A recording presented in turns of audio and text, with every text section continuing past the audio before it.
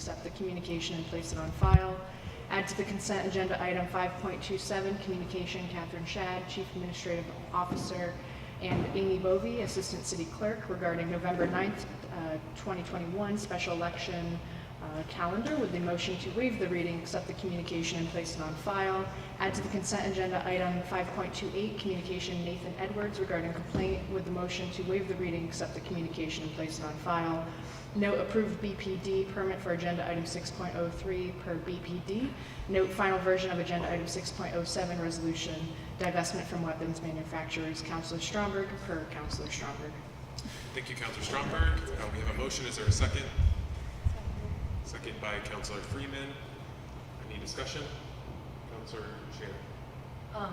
President Tracy, did you want the second agenda? Do you want to vote on this first and then the next? Or Yes, please. so you'll want that? I'll come to you right now after that. Okay. Thank you. Any further discussion on our agenda? Okay, hearing none. All those in favor, please say aye. Aye. Any opposed? That carries unanimously. Councilor Shannon. May I defer to Councilor Jang? Sure. Councilor Jang. Thank you, President Tracy, and I would like to make a motion to further amend the agenda with the addition of agenda item 6.09, resolution Burlington Parks, Art and Culture Committee to create a dog task force by Parks, Arts and Culture. Okay, we have a motion from Councilor Jang. Is there a second? Second. Seconded by Councilor Shannon. Any further discussion? Okay, hearing none. Let's go to a vote. All those in favor, please say aye. Aye. Any opposed? That carries unanimously. Brings us into item number 2, which is the work session regarding short-term rentals. We're going to be hearing from our wonderful planning staff this evening about all the work that they've been doing in coordination with the Planning Commission and the Ordinance Committee, looking at short-term rental regulations. For members of the public, if you are interested in commenting this evening, you may sign up for the public comment. In the corner over here, we have sheets. That public comment, however, won't be until 7:30, so we're not going to be taking any action on this. We're just getting information on this. We'll be taking action at subsequent meetings on this this evening. But again, public forum sign up is there. There is not a remote comment option for this meeting. We'll be moving towards that for the next meeting when the technology will be fully installed at City Hall, so we'll be seeing that as an option for this. I was not confident that we'd be able to, given the lack of that technology, effectively bring people in, so I didn't want to have people sign up and then not be able to comment. So that just is where things are for this meeting. So once you've signed up, if you could just hand your paper to the city clerk, that would be incredibly helpful. So I'll turn it over to Megan Tuttle from Planning. Thank you very much. It's great to be back here in one place with all of you. I'm Megan Tuttle. I'm the comprehensive planner in the Office of City Planning, and this is Scott Dustin, who's a principal planner with the Department of Permitting and Inspections. We've been working closely together with the Joint Committee of the Planning Commission and City Council Ordinance Committee on this, and we're happy to be here tonight to present an update to you on what we've been working on. We want to present the general outline of what the proposal is that's been referred to you, but we thought it'd be helpful to actually start by giving you a little bit of background on some of the really difficult and important topics that the Joint Committee worked through over the last year plus. So that's where we're going to start, and then we'll kind of conclude by sharing the actual proposal with you. I wanted to note too that the discussion of short-term rentals, while it was referred to the City Council and ultimately the Joint Committee coming out of the Housing Summit, it actually dates back to a few years beyond that to some requests that came from the Development Review Board. You may know that short-term rentals are currently regulated under our ordinances through the bed and breakfast or hotel definitions in our current zoning ordinance, depending on the circumstance. And the Development Review Board was having some difficulties with actually considering the few permit requests that they received under those standards. So they've been asking the Planning Commission to reconsider short-term rental standards and make them explicitly recognize the type of short-term rentals that we think of as Airbnbs. So this item became part of the policy agenda for the Housing Summit because like many of the other agenda items that were on that work plan, there was important work that was underway and many other things that we needed to tackle to continue making progress on the city's housing challenges. So I do think it's important to say that this is a complicated policy issue on its own. It was part of the Housing Summit because we recognize that it has an important role to play in the overall kind of body of work that the city was doing around housing. But we do know that this is not a standalone issue for us to consider. It's just one of the tools that we have to help us address our housing challenges in Burlington. It's also an issue that many communities have been grappling with, not just Burlington, and in fact, it's one that even the state has been contemplating. There were 2 bills that were introduced in the Vermont legislature this year. Neither of them ultimately were successful for a couple of different reasons, but it is an issue that's of statewide interest when we think about housing issues across Vermont. So coming out of the Housing Summit, the council passed a resolution in the fall of 2019, which gave the Joint Committee some guidelines in terms of the work that we were doing to develop a short-term rental policy. I don't need to read this for you. I think you've all seen this many times before, but I think it's fair to say that both kind of contained within the goals of this policy, as well as in the comments and feedback that we've heard about this issue, there are a lot of different opinions and a lot of different objectives that the committee had to wrestle with and ultimately was trying to achieve. When we think back to what we heard about the Housing Summit, a lot of the feedback really was within the context of our broader housing challenges and broader housing solutions. And a lot of the feedback that we heard at that time was in the interest of creating a short-term rental policy that helped us to manage the impact to our overall housing stock in Burlington. As we moved into the Joint Committee process, we started to hear a lot of different perspectives about short-term rentals. We had a lot of participation in our short-term rental Joint Committee meetings. A lot of the participation was actually by short-term rental hosts many of whom were not part of the conversations at the Housing Summit, and represented some different perspectives on how to treat short-term rentals. Anything from the fact that, recognizing that short-term rentals do add some positive contributions to the city, give property owners additional tools to manage their properties, and can also be largely, from the host perspective, managed through some of the tools that the short-term rental platforms offer them. So while the hosts offered some different perspectives, they were fully supportive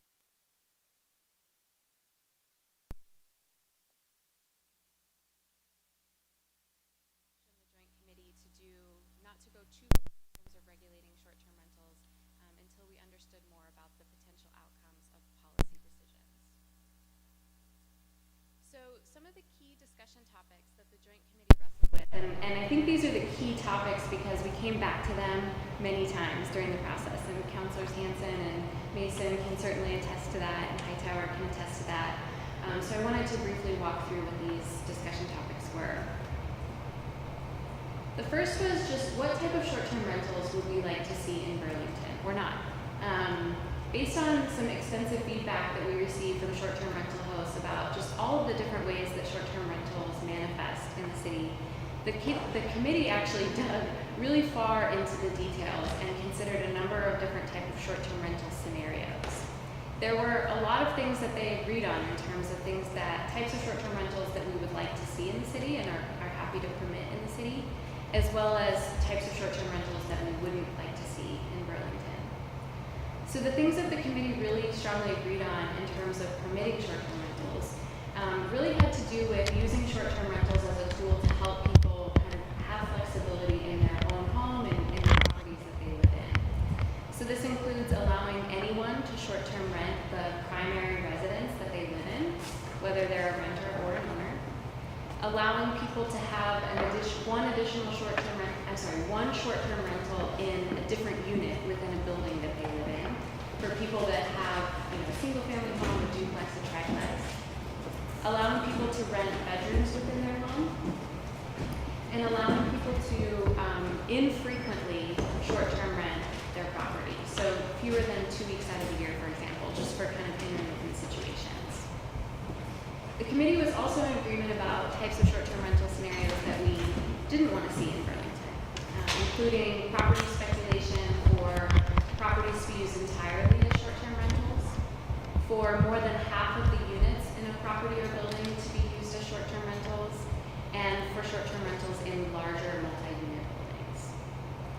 The part of short-term rentals that was most difficult and that we talked about the most was what to do in the situation where we have small multi-unit properties, single-family, 2-unit, 4-unit properties, when a host doesn't live on the property. And that was something that the committee had mixed opinions about in terms of how to move forward with this policy. Which brings us to the second thing, which is the tools that we have available to us to help us regulate short-term rentals. When a host lives on the property became kind of the main policy tool that we talked about in our committee meetings. It has the greatest opportunity to impact the number of short-term rentals that can actually happen in the city, and was the one that we heard the most feedback about overall.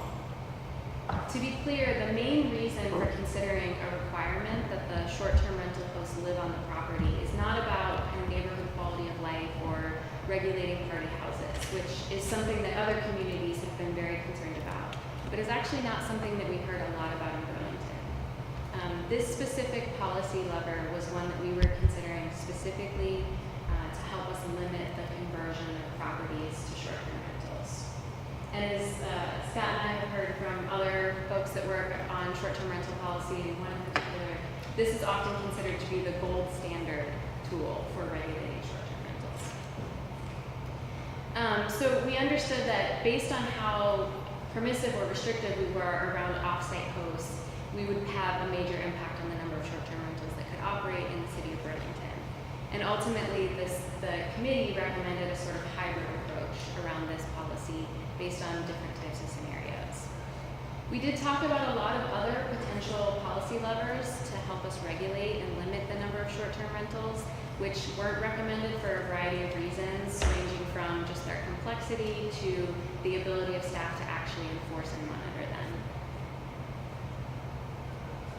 The next issue is just about how permissive or restrictive to make this policy be.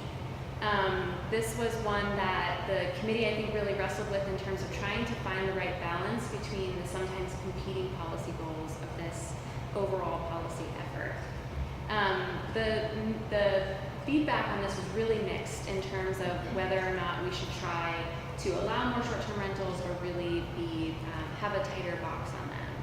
And there were some people, both committee members and members that were participating in the conversations, that were interested in other data points that we weren't able to collect and present at this time that would help inform a more fine-grained approach to this policy. So with the understanding that changing zoning policy takes time, and once things are permitted under zoning, they have a vested right to continue doing that. The committee ultimately recommended to you a policy which largely places the short-term rental regulations in the minimum housing code.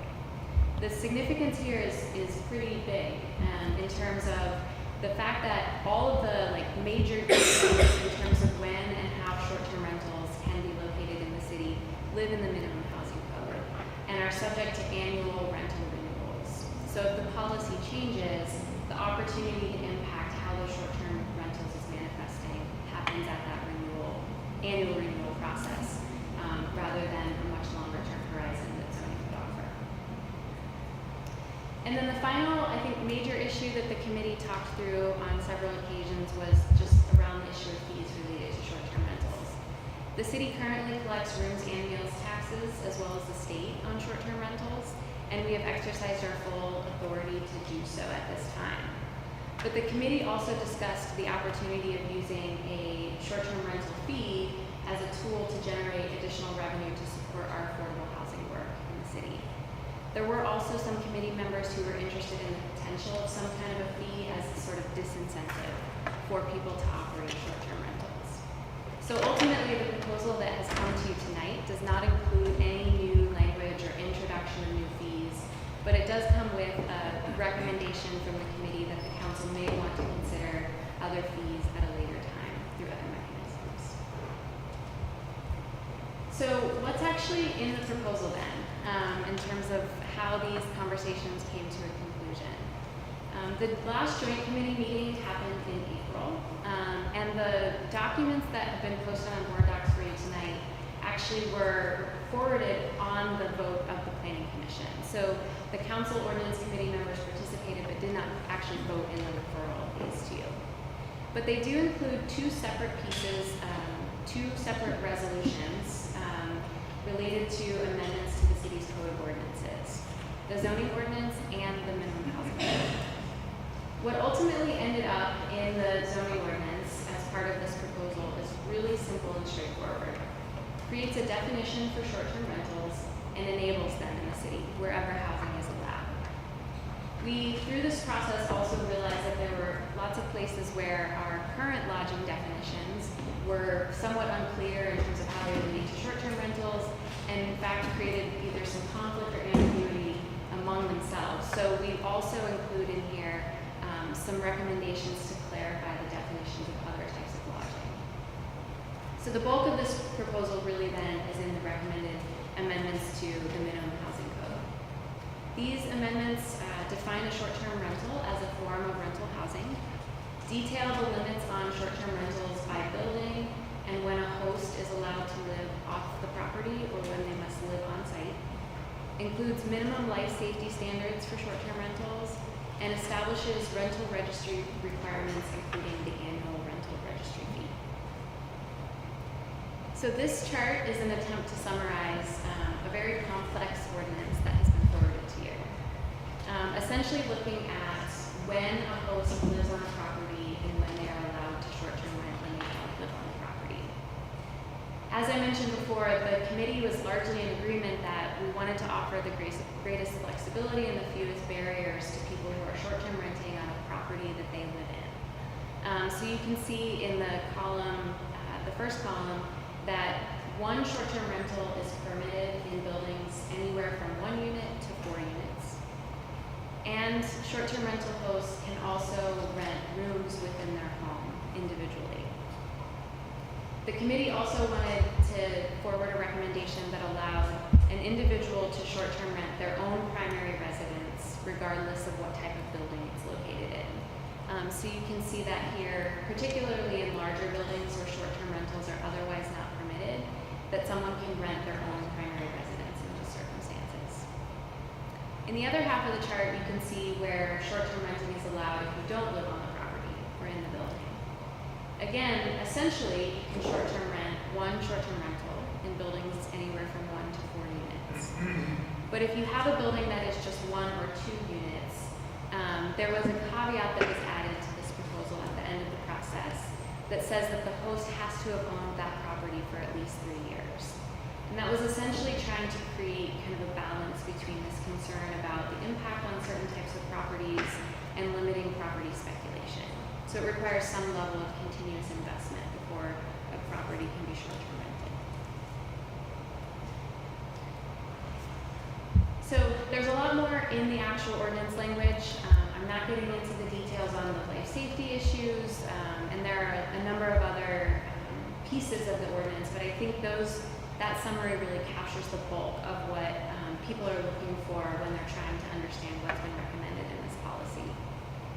There are a couple of things that we've heard some kind of additional conversation about since the Joint Committee's work wrapped up, and definitely related to things that didn't have unanimous support of the Joint Committee that we think the Council should consider as you take this item up.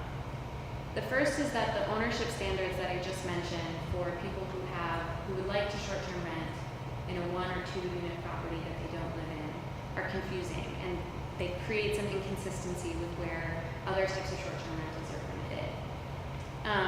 We think that they may also be difficult to enforce because they get into the issue of who owns a property and how long they've owned it. So some things that the Council might consider would be to just always require that a host live on the property or allow hosts to live off the property for all types of scenarios. If you like the idea of having some kind of a minimum time of ownership as a prerequisite to off-site hosting, we would recommend that it apply to all the scenarios rather than just 1 or 2 different building types. So some options there for you to consider if you would like to make any changes to what's been referred to you. We also have 2 other minor changes that we would like to suggest that I don't think will be very controversial at all. These are things that the committee, I think, largely supported. We heard a proposal after the Joint Committee process to actually reduce the number of individual bedrooms that can be individually let from 5 to 3, which we think is a reasonable change to be made as part of this process. And then we also have identified an opportunity to further reduce some of the redundancy in the different types of lodging definitions that we have by eliminating the bed and breakfast standard and just relying on either the individual rental of bedrooms as short-term rentals or on our historic inn standards that are in our zoning ordinance. So the last thing I just wanted to share was we've heard a lot of questions over this process, and we've had conversation as a joint committee about what actually happens after if the council takes action on a proposal. So these are things that we have recommended that we can do following the council action in order to actually implement new short-term rental regulations. There's a lot of concern that the vast majority of short-term rentals operating in the city of Burlington currently do not have zoning permits, and probably many of them also do not have rental permits. So just actually implementing this process will take some time. And for people that are hosting currently, they have obligations to clients and renters that they have pointed out would be impacted by a change to the policy. So we've recommended a 1-year grace period before active enforcement against unpermitted short-term rentals would actually begin to take place by the city so that people can actively come in and get their permits without being subject to any violations.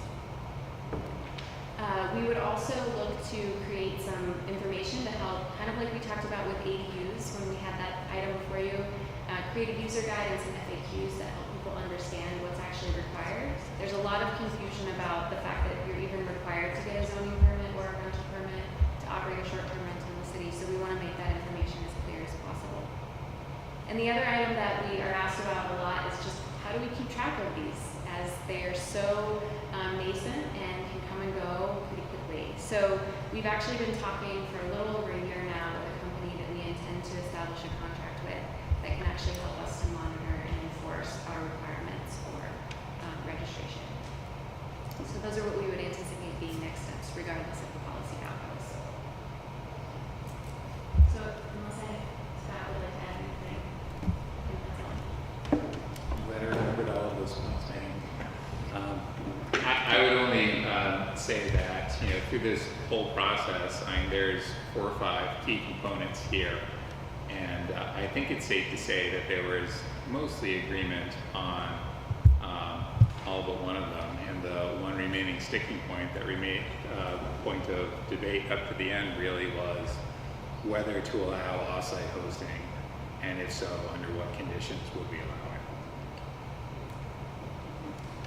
Great, thank you so much. All right, let's open it up to council questions. Councilor Shannon. Thank you very much for this very thorough presentation and to all of the joint committee members for all of their work on this. I know I had run into you, Megan, in your off hours, militant in my position, and you gracefully explained to me the many, many nuances of this policy and the potential for unintended consequences, which I've gained a lot more appreciation for. Still, as this goes to the Ordinance Committee, I think that in 2019, we were facing a housing crisis, but the magnitude of that housing crisis in the last 2 years has really multiplied. We're in a very different place today, and the pressure on housing, while it was pretty extreme in 2019, it's much, much more so today. And I think that that should play into the decision that we are about to make in terms of where we draw the line in the sand. I wonder if you looked at other community models, as this is kind of a hot topic everywhere, probably internationally, and what other models weighed heavily kind of in the decisions. Specifically, I know I have looked at Cambridge, and I think that what Cambridge does, correct me if I'm wrong, is they allow short-term rentals in the unit that you occupy only.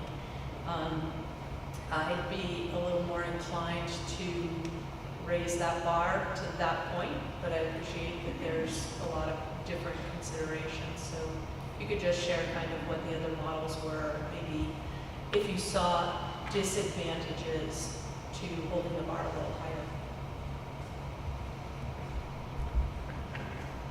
I can start. I mean, we looked at dozens of other models out there. We're not the first ones grappling with this by any measure. And I can also say that the proposal before you tonight is not any regulatory scheme that we've sort of tweaked around the edges. This has really come from myriad different sources, really tailored to the input we heard, starting at the Housing Summit and all the way through. I can't say that there's a single one like Portland, Maine, or Cambridge, Mass. that said, this really got it right. Communities span the spectrum from very permissive to super restrictive. I would point out that it seems, I guess this is anecdotal, it seems that the more restrictive communities have higher levels of non-compliance than the less restricted communities. And maybe that goes without saying, but San Francisco pops in my mind as an example there. But we picked and chose from a variety here to really tailor this to Burlington. The one thing I would add to that is, as Scott mentioned, that the other examples we looked at really range from permissive to restrictive. I would say in general, the places that had more restrictive policies were ones that were facing serious housing challenges. So San Francisco being one of the most restrictive examples that we saw. I think in San Francisco it is required that you live on site in order to have a short-term rental, and no other scenarios are allowed. Then we see communities on the other end of the spectrum that are more tourist-oriented, that maybe just require life safety and very little else in the way of regulation. We were just learning today, though, that there are some other communities in the Northeast that, in our region, that are typically destination communities that have also been recently, like in the last few months, changing their short-term rental policies to preclude them from certain residential neighborhoods in their community, also because they're citing challenges with housing. So we have seen a lot of evolution. There have been lots of different approaches that communities have taken with these policies. Thank you. I just ask that going forward, if the main downside of a more restrictive approach is our ability to enforce, maybe looking for how enforcement is being done in different places and seeing if there is a way, what specifically is producing the best results with regards to enforcement, and if we can both raise the bar and hold it there. Yeah, and I don't mean to suggest that enforcement is the only downside of having a stricter policy. I think that's one of the challenges that the committee was grappling with in terms of the charge that was given to them. The balance of preserving some, benefit to the local economy, and that was something that hosts actually talked about on a very frequent basis, is that, we're bringing people to the city that otherwise may not be able to afford to come here. It's affordable accommodations. It's creating these sort of third sector jobs, people that are cleaning and caring for, helping care for rentals that would have an impact if these short-term rentals didn't exist. So there are other impacts if we take a much more restrictive approach beyond just enforcement. Just one brief comment in closing. I would say in response to that housing needs come above vacationing needs, and with regards to the jobs that are provided, it seems to me that there is no shortage of employment for people willing to clean in this community. There is a shortage of people willing to do that work, but there are not a lot of unemployed cleaners around here, if Front Porch Forum is any measure. I'd also note that in other communities, there are sometimes very hefty taxes on these. In New Jersey, I think the tax is over 11% if you book through something like Airbnb or VRBO specifically. Oddly, if you book the same thing in a different way, you don't pay that tax. But It has been a way of getting more community benefit out of, if these things are going to be allowed, to extract more community benefit from allowing them to exist. Thank you, Councilor Shannon. Councilor Hightower. Great, thank you. This is more for other councilors because Megan and Scott know how I feel about most of this. I do just want to call out, which Megan noted, but how exciting it is that we found a way to have this in the minimal housing code, just in terms of the flexibility that gives us going forward. And I won't go into what I like about this policy, which is a lot, because I was one of the people on the DRB who originally asked for this. But I do just want to call out a few things as council asks more questions and starts to discuss. And I think the first point I just want to make is that once you allow something, it's really hard to unallow it. So I would make sure that I would ask us to take that approach. And then I also have to say that the whole committee who discussed this, the entire committee and the vast majority of commenters, if not all of them, were property owners, which already put them in the highest 40% in terms of income in Burlington, most likely. And so I think that even what we came up with is a compromise among property owners, and therefore I don't think that it is as strict as it should be. In particular, I think allowing folks to rent out in units that they do not live in, and especially in single-family homes and duplexes. And I think I want us to recognize that, again, this is single-family homes and duplexes that are extra homes that people have, which is a lot of wealth that is being held. And we're not telling them that they can't rent it, we're telling them that they can't short-term rent it. We're not telling them. I would hope that we would consider telling them that they can't short-term rent it, which does not mean that they cannot make a profit off of it, as we all know in Burlington. The 3-year mark, I like even less. I think it not only makes regulation more difficult, as Megan and Scott talked about, but it also creates kind of the age-old hierarchy between old wealth and new wealth and who can do what, and maintains old wealth and says that they can do what they want. And if the barrier to having a home is whether or not you can short-term rent it, or owning a separate home is whether or not you can short-term rent it, I don't know why we would want to maintain folks who already have wealth here in Burlington being able to have more wealth through short-term renting. So I feel pretty strong about this issue. I appreciate what Councilor Shannon just said, and I hope that we see this again kind of as a compromise on the more permissive side, and that we take some action to make that less true. Thank you, Councilor Hightower. Councilor Carpenter. Thanks. Can you sort of clarify me your setback today if you short-term rental, i.e. rented out for periods of less than 30 days, are you supposed to get a permit? Are you supposed to register as a bed and breakfast? It's a period of less than 30 days under today's standards. You don't need anything from us except perhaps rental registration. Well, so I think you're talking about the definition of a short-term rental as the rental period being less than 30 days? Yes. So today, if I choose to short-term rental, what should I get from the permit department? Yes. So you should be coming in to register as a bed and breakfast from a zoning perspective. What Scott was referencing is that we do have some minimum thresholds. If you do something really intermittently, you don't have to get a zoning permit. But generally, you would need to get a bed and breakfast permit, which would require that the host live on the property. If you live in certain zoning districts of the city, so the mixed-use districts like downtown, you may be able to get a permit under our lodging standards without living on the property. But you should be getting a zoning permit, and you should be getting a rental housing permit. So current short-term rental owners, unless they've done that, it is not an allowed use. That's correct. So it is effectively currently violating our zoning permits if they've not done that. That's correct. Okay, don't have any other. Councilor Deputy.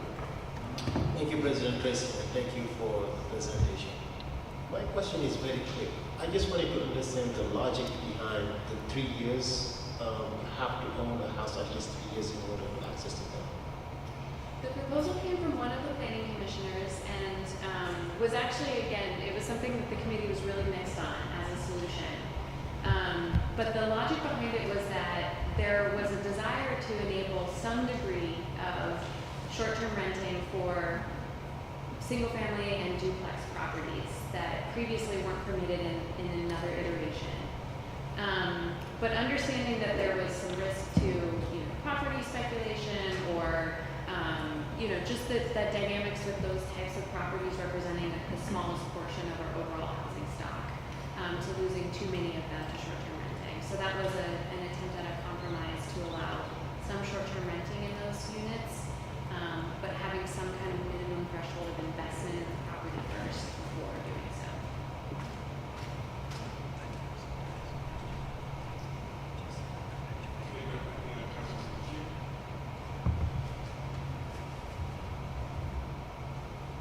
Okay. All right. So are you able to just clarify what the next steps are for us in this process?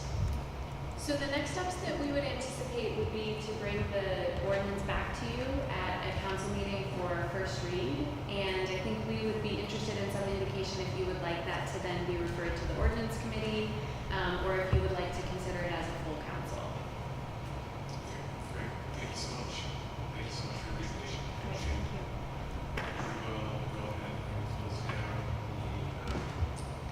the work session and move on to some items on our agenda. We move into the items that are not forum related since we're not at 7:30 quite yet. Move into item number 4, which is climate emergency reports. Does anyone have a climate emergency report that they'd like to offer? Councilor Schauber.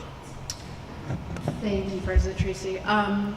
Yeah, so I realized today that you can actually literally look up the heat wave that is taking place in the Pacific Northwest. I'm just going to read it right to you. It says the 2021 Western North American heat wave. It's defined. It's the 2021 Western North American heat wave was a deadly heat wave that broke records across much of Western North America in late June and early July of 2021. This is right now.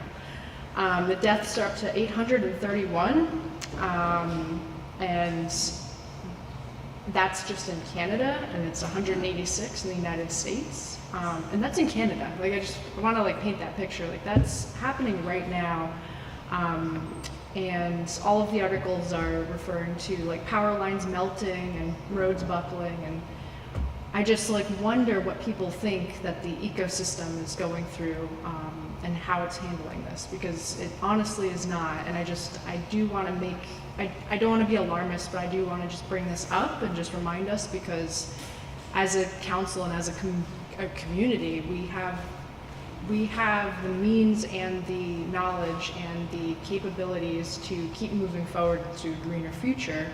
And just because Lake Champlain isn't flooding this room right now, we need to take this as seriously as if there were fires in our backyards, because we do live in an area that, yes, we do see the impacts of climate change, but we don't see it as particularly as severe as what is going on right now for people, real people in this country, in Canada, in this world. So I just want to remind us of that, and that's it. Thank you.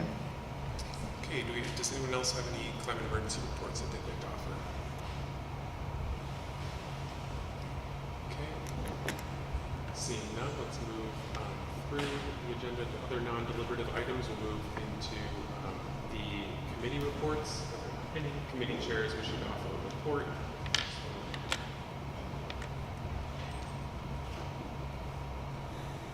Any committee chairs wishing to offer a report?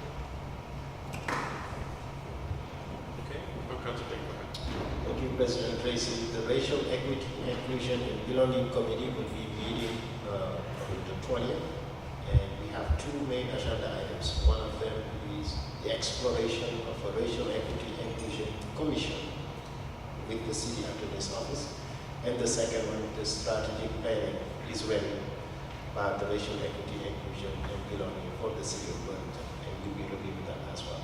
Thank you. Thank you. Any other committee chairs wishing to offer a report? Councilor Hightower. We're still working on setting the date, but the public safety, this is more of a general committee update is that the Talitha Consults is done with their work and have closed their contract. And the next Public Safety and Police Commission Joint Committee meeting will go through those results, and also we'll get an update from CNA, and that will probably happen in around 2 weeks. And the chair will not be there, but I'm sure other folks will be. Thank you, Councilor Hightower. Any other committee reports? Okay. Seeing none, we'll move into the next item, which is City Council General Affairs. Are there any general affairs?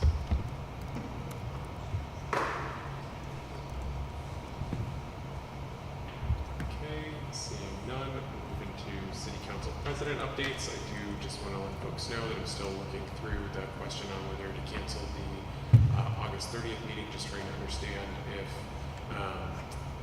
there are any time-sensitive items on the table for that plan for that meeting. So once we get a sense from the administration, I'll let folks know about that. That's the only meeting. And then the other piece is that just in terms of our transition back into City Hall, certainly want to welcome everybody back into City Hall. Really appreciate everyone coming out tonight, and just want to let folks know that we're in the process of transitioning to hybrid meeting technology. We've, as you can somewhat hear, we have the mics, and you do still need to lean into them in order to hear well.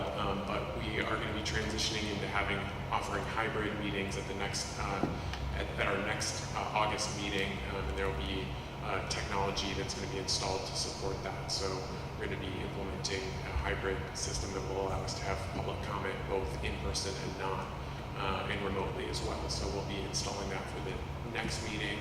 And we're going to be working through some of the things that we talked through as a council in terms of who to prioritize in that, in terms of order of speaking, and see how all of it works together. But that's our goal, and we're going to, I very much view it, as I've said before, as an iterative process. So I'm looking forward to being able to offer that increased access at future meetings. If you are interested in signing up for public comment at this meeting, what you can do is there are forms in the corner here, so you just fill out a form in the corner and then hand it to the city clerks over here, and then they'll get those forms to me, and we'll be transitioning to, and we'll be doing public comment that way as we sort of have historically done it, but we're going to be transitioning to an entirely different system shortly. So that's just going to be, that'll be at the next meeting. Don't see Mayor Weinberger, so I can't transition to the mayor's.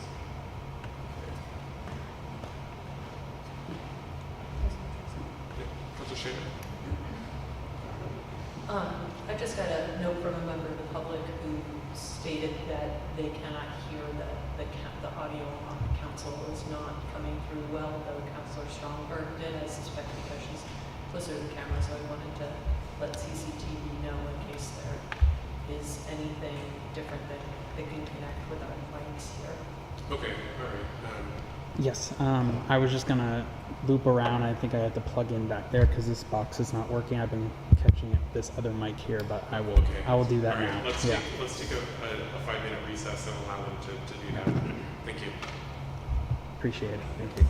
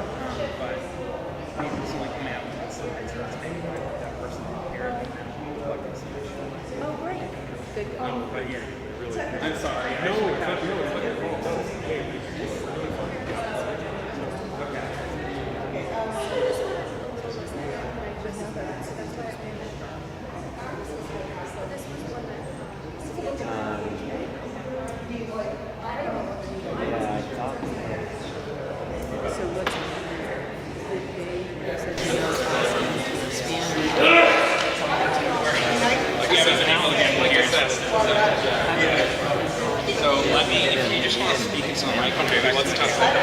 That's what they're asking for tonight. So it's just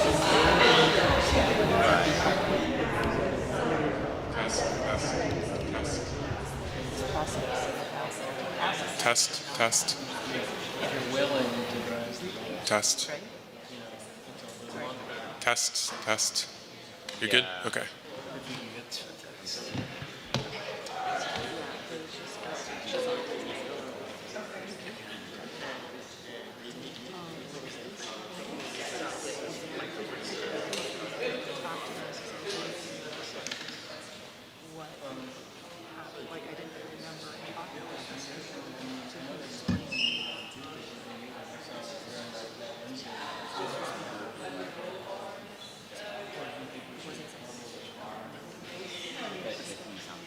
I think so.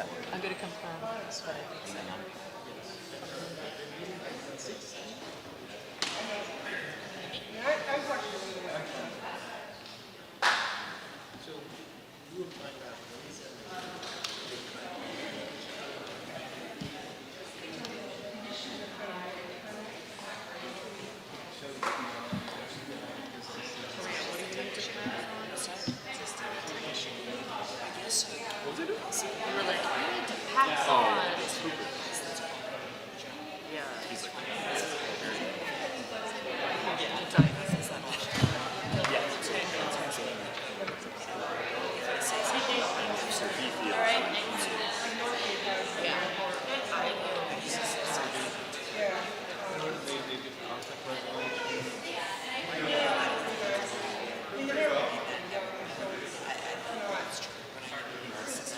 No, not at all. So any break we can get, we will happily take.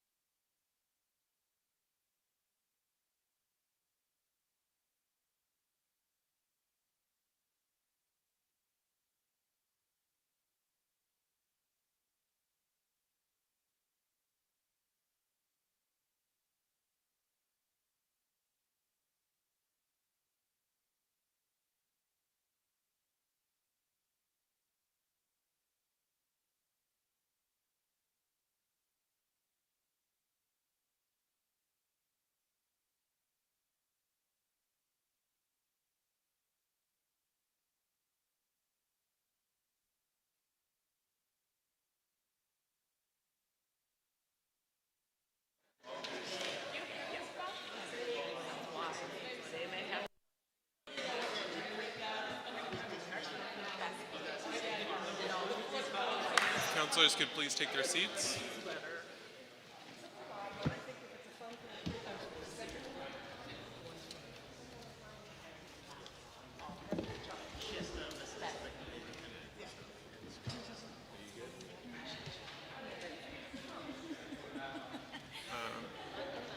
All right, I'm going to reconvene our meeting.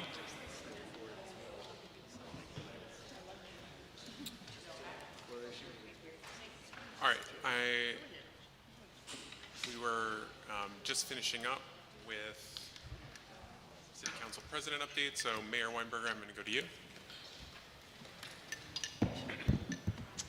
Thank you, President Tracy. It is great to be sitting at a table with all of you again for the first time since March of 2020, and great to be able to be with have a in-person public forum as well for the first time.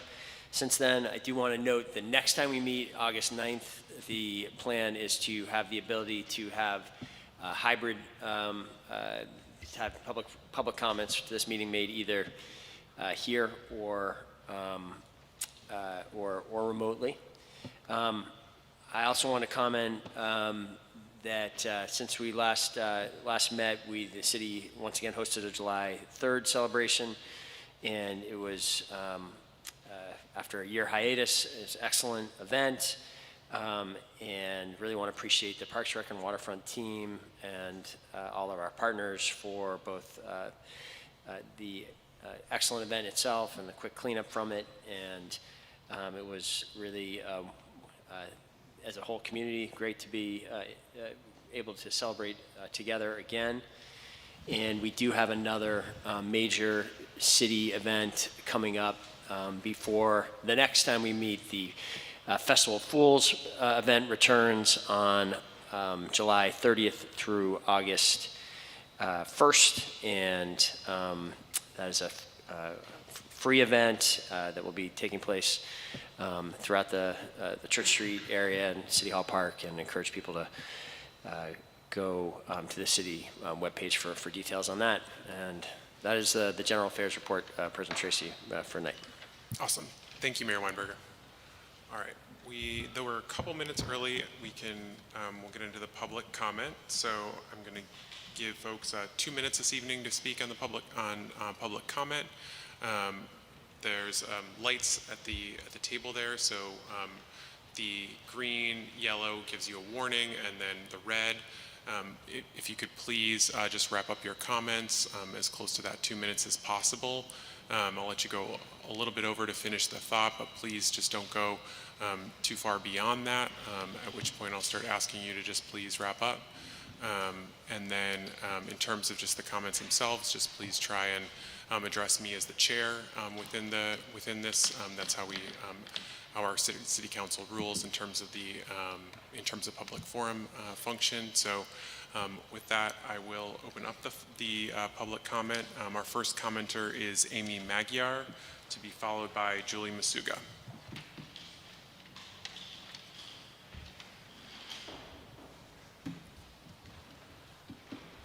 Hi, so good to see everybody. My name is Amy Magyar, and let me just say as an extrovert, it's amazing seeing all of you in person after a year plus. Thanks for all you've done to keep us, the general public, part of the process. Love Zoom or hate it, it's worked to keep us all together when we physically could not be. Tonight, I would like to take a moment to bring a perspective on short-term rentals. I have a feeling I know what each of you is thinking about short-term rentals in Burlington.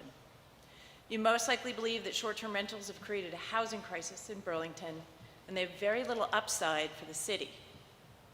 You maybe have heard of someone making hundreds of dollars a night to host someone who's come to town, and you believe that it is the easiest money-making scheme you've ever heard of. You may think that there are professional real estate developers running into Burlington to turn homes into short-term rentals, and that they're taking over neighborhoods in mass force. You may have heard of party houses across the country that have popped up that were booked on platforms like Airbnb, VBRO, that have destroyed the feeling of a neighborhood. What I ask is for you to keep an open mind and listen to the hosts that will be sharing their stories in the coming weeks. I am a short-term renter. I'm not a developer. We're Burlington residents who use short-term rentals to be able to keep our homes in Burlington. Many that are our actual homes, not our second homes. We're rated by our guests, so we keep our homes clean, welcome, and tidy. We rate our guests, so we are rated by our guests, so we keep our homes clean, welcome, and tidy. We rate our guests so that we make sure that they keep their noise down, garbage contained, and in step with the neighborhoods they're staying in. As hosts, we do believe in making sure that we're registered with the city and maintains life safety standards for the overall health of our guests and our neighborhoods we live in. However, a heavy-handed approach based on guessing what is happening and not listening to the hosts in the area who use short-term rentals to be able to stay in their homes between guests would alienate a number of folks of all ages, stages, and wages of their life. I am a short-term renter. I am the face of short-term renters. I just want to keep that in mind, that during the discussions, the staff was incredible in terms of taking all of the different stories that come through short-term renting. And I just ask you to be open to listening to all perspective. Thank you. Thank you very much. Our next speaker is Julie Masuga, to be followed by Ethan W. Thank you. Thanks. My name is Julie Masuga. I live in Ward 3, and I want to make a quick shout out to the other neurodivergent folks finding it a little hard to readjust to big crowds. I'm here to support Councillor Freeman's resolution, which would open a path to decriminalizing sex work in Burlington. I had the privilege of working on the research behind this resolution, and what we found was a resounding call for decriminalization by sex workers, sex work advocacy groups, and many, many reviews of research on the subject. And I'm excited for this to go to the Ordinance Committee so that we can dig into this even deeper. As always, I believe legislation that impacts a group of people should, at the very least, be informed by that group of people, and I want to offer that I'm really excited to engage with folks with that, obviously with whatever amount of confidentiality is comfortable, so that we can create more ideal legislation. Okay, brass tacks times. If you have ever watched porn, if you have ever used a phone sex line, gotten a lap dance, watched a stripper, anything of that sort, you have encountered sex work. If you have paid for any of it, you are a client of a sex worker.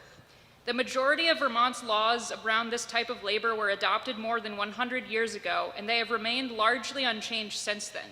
They offer no protection for sex workers or their clients. Often, when police are involved, it is at a police officer's discretion what happens.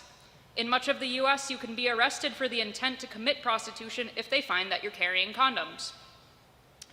Based on systemic review of 87 studies from several continents, research found that HIV transmission model concluded that decriminalizing sex work could have the greatest impact on curbing the HIV epidemic. This has to do with the criminalization of carrying condoms and the criminalization of sex work. I'm excited for my friends and neighbors to be safer. Sex work isn't going anywhere whether you agree with it or not, and decriminalizing it would lead to reduced police violence, safety from violent clients, better access to health care for sex workers and clients, advancing LGBTQ equality, and fighting mass incarceration for something that shouldn't have been a crime in the first place. I could continue to list out ways that decriminalization keeps people safe, but I'm hoping that the resolution, though just a start, speaks for itself. Please reach out if you have questions or want to be involved. And as a final note, I enthusiastically support divestment from weapons manufacturers. Thank you. Thank you. Our next speaker is Ethan W., to be followed by Deb Ward-Lyons. Hello. I'm here to speak in support of Resolution 606 and 607, I believe I got that right, in regards to decriminalizing sex work and divestment from weapons. I believe personally that I hopefully don't speak here for myself, that I do not feel comfortable with any of my city's funds, investments, etc., going towards any violent weapon manufacturers, let alone any nuclear weapons manufacturers. So I believe that should probably pass unanimously. And regarding the sex work resolution, I firmly believe that any form of government, let alone a municipal government, should tell women, or as a matter of fact, should tell anyone what they can or cannot do with their own bodies. So I believe decriminalizing sex work in that resolution should also pass unanimously. So, yeah, I don't believe that there should be really any real opposition to this or to either of them, as I believe they would greatly benefit Burlington as a whole, its residents, its workers, and the attitudes and feelings of its residents. So, yeah, thank you. Thank you. Our next speaker is Deb Ward-Lyons, to be followed by Holly Bushnell. Good evening. You know who I am, Deb Lyons. I am the face of both a short-term and a long-term renter, landlord, host. I'm 65 years old even, and I work 2 part-time jobs as well as rent my small standalone 3-bedroom home for, again, long and short-term rental periods. That means weekends, weeks, and months at a time. I'm really lucky. I am blessed to have owned the house that I rent. It's just one. I was able to buy it through owner financing by the landlord, previous owner many years ago. So I'm very lucky to own my home, and I admit that. But I am not a mega landlord. And in fact, if you do the work to find out what other people think about this that are mega landlords, they don't want anything to do with short-term renting. Even though I am a short-term rental host, I still fall into, by Burlington's HUD standards, the very low income and the low income limits by what is considered your annual income. I help people with many different needs in this job that I have. Particularly, I'm committed to people with mental health challenges. But I need my rental as both long-term and short-term to survive, especially with the coming property taxes that are about to hit everybody. I encourage you to please follow the collaborative process that has been worked on for 2 years by many different people. And I'm happy to talk with any of you individually about my experiences and my thoughts. Thank you. Thank you. Our next speaker is Holly Bushnell, to be followed by Jean Bergman.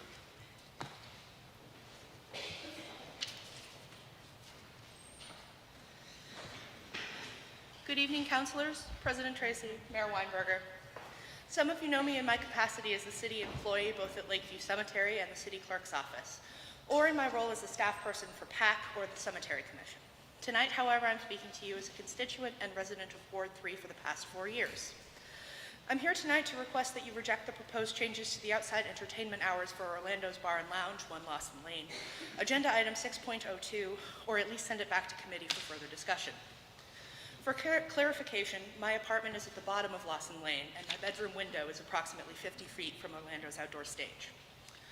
The hours currently allowed by Orlando's entertainment permit were carefully considered after 2 sworn complaints against them and a public hearing to deal with excessive volume and late hours disrupting the neighborhood.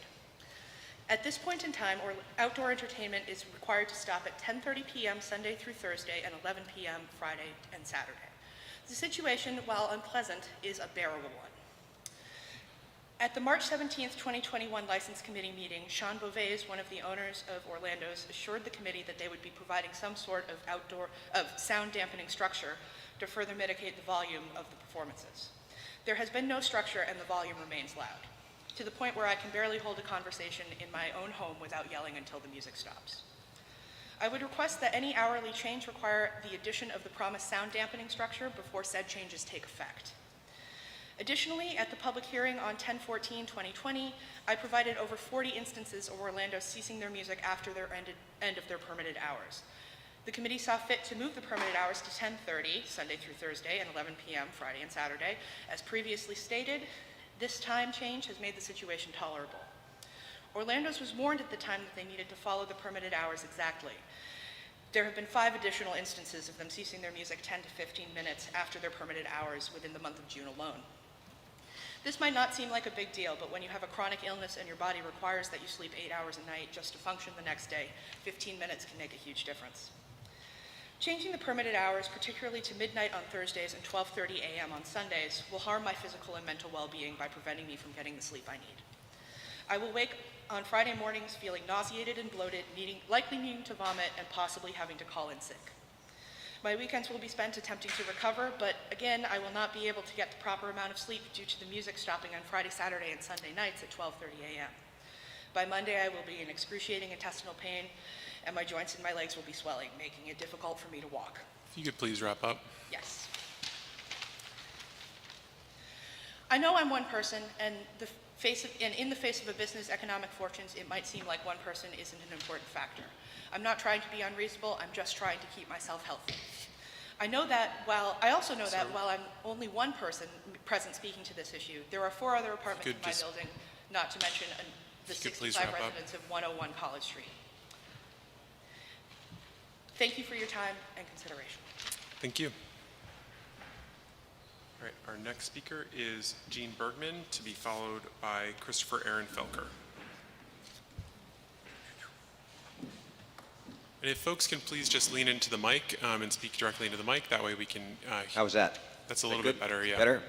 Yes, Good. please lean into the mic. Hi, I'm Gene Bergman, and first I'd like to support Councilors Freeman and Stromberg's resolutions that you have before you. But really, I'm focused here to support the municipal consolidated collection option.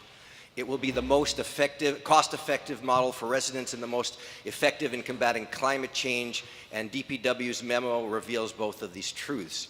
Franchising raises serious questions and concerns. It promotes monopolization in the industry since consumer costs decrease as the number of customers increases. So only the biggest players will have the capacity to submit the best bids. As time goes on, this will only get worse. If collusion among haulers is prohibited, as it must be, then franchising districts will lead to different parts of the city paying different rates. Without a district model, monopolization is exacerbated. Monopolization without democratic control is a terrible economic model, as we see in the tech industry and saw in the first Gilded Age. I appreciate the hybrid model because it stops the privatization of the current recycling program. But the hybrid model negates much of the climate change advantages of consolidation by doubling the number of trucks picking up waste, and does nothing about monopolization.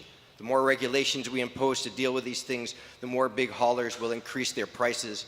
We hear echoes of this in the policy arguments about the housing crisis. The municipal model places the power of this essential public good in democratic hands. It allows us to run it on a not-for-profit basis and therefore be innovative in promoting waste reduction as well as being cost competitive. It builds our capacity, including running a drop-off center, which we haven't had in the city for a while now, and having additional drivers and mechanics for snow removal and other work. It saves good union jobs from privatization and adds to them, thereby building the regional middle class, people with benefits and pensions and job protections, all things this pandemic have shown us are in short supply. I do think a municipal program will take longer than franchising, but not that much longer, and the benefits will be very long-term. A 1 or 2 year difference in standing up a municipal program is not too long to do it right. With this in mind, I ask you to get a lot more information on the debt questions that have only recently been raised. And finally, I ask you to have staff do that, getting information with a can-do attitude and Obama-like, yes, we can approach. Our electric and water utilities are models of cost effectiveness, ecological care and innovation. We can do the same with our solid waste. Thank you. Our next speaker will be Christopher Aaron Felker, to be followed by Lucas Jensen.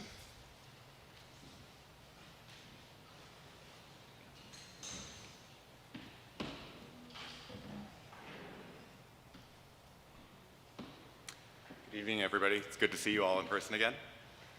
I'm here to speak about the consolidation measures of waste collection. It's been brought to my attention that the city is considering a consolidation measure to assign certain collection zones for our different neighborhoods. I'm here to speak against this evening. The city's proposed waste consolidation members will eliminate a property owner's ability to choose their own providers and eliminate competition, which naturally keeps costs down. A municipal monopoly on waste collection will result in higher waste collection costs, no ability to change providers, and only will further burden Burlington families. It will likely also result in an increase in taxes and fees to accommodate for the additional services, and and employees that we need to regulate this. So I know we're not voting on this evening, but I ask you to seriously take pause in thinking about the ramifications to Burlingtonians, to the free market, and what will happen in the long term. Thank you. Thank you. Our next speaker is Lucas Jensen, to be followed by Zoe Kennedy.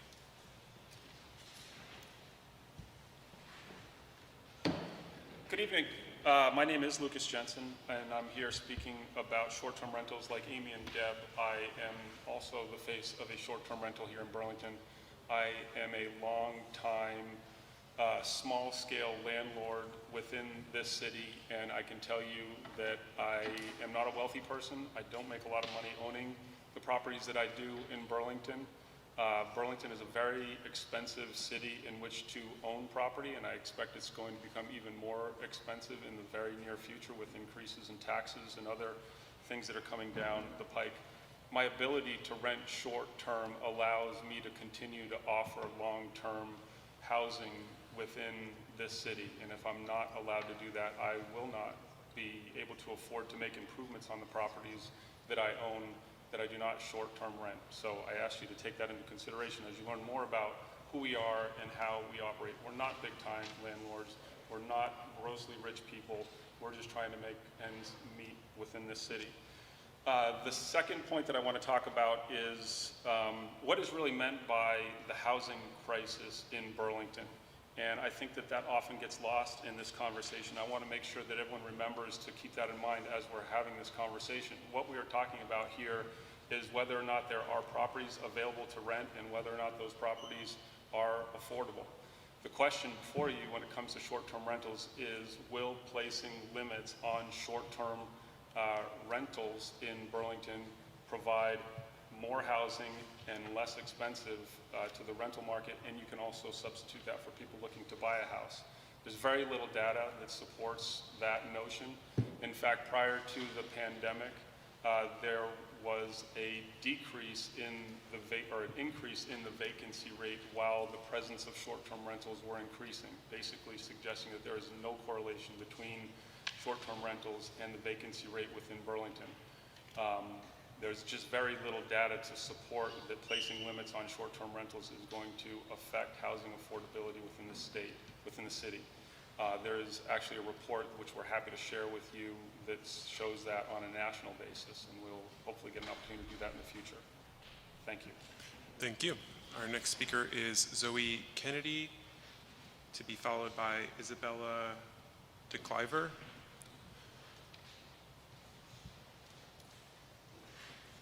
Hi, I'll keep my comment pretty brief. I just wanted to come here and say that I support the Colchester Ave redesign that's being proposed tonight to implement protected bike lanes along the entire corridor, as well as improvements to the intersection at East Ave. This will increase accessibility and safety throughout on the corridor and hopefully throughout our city, as this can be sort of a point-2 project to increase bike lanes throughout the city. And it will also help to move Burlington towards a more sustainable transportation system, which at this point in the climate crisis is essential. I'd also just like to quickly state my support for decriminalizing sex work in Burlington and divesting from weapons manufacturers for all the reasons stated by earlier commenters, and I yield the rest of my time. Thank you. Our next speaker is Isabella DeCliver, and if I pronounce your name wrong, please by all means correct me. I'm really sorry. Yeah, you pronounced it correctly. Okay, thank you. I'm also here in support of the Colchester Ave bike lane. The way it is now, it's pretty narrow and not very safe for a lot of people biking on that corridor. So the raised and separated bike lanes would definitely improve that and encourage more people to use it and promote more sustainable form of transportation. Thank you. Thank you. Our next speaker will be Will Keaton, to be followed by Sharon Busher.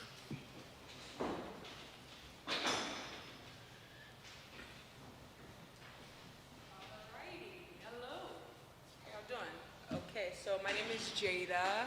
I live in Ward something. My name is Will. I live in Ward 1.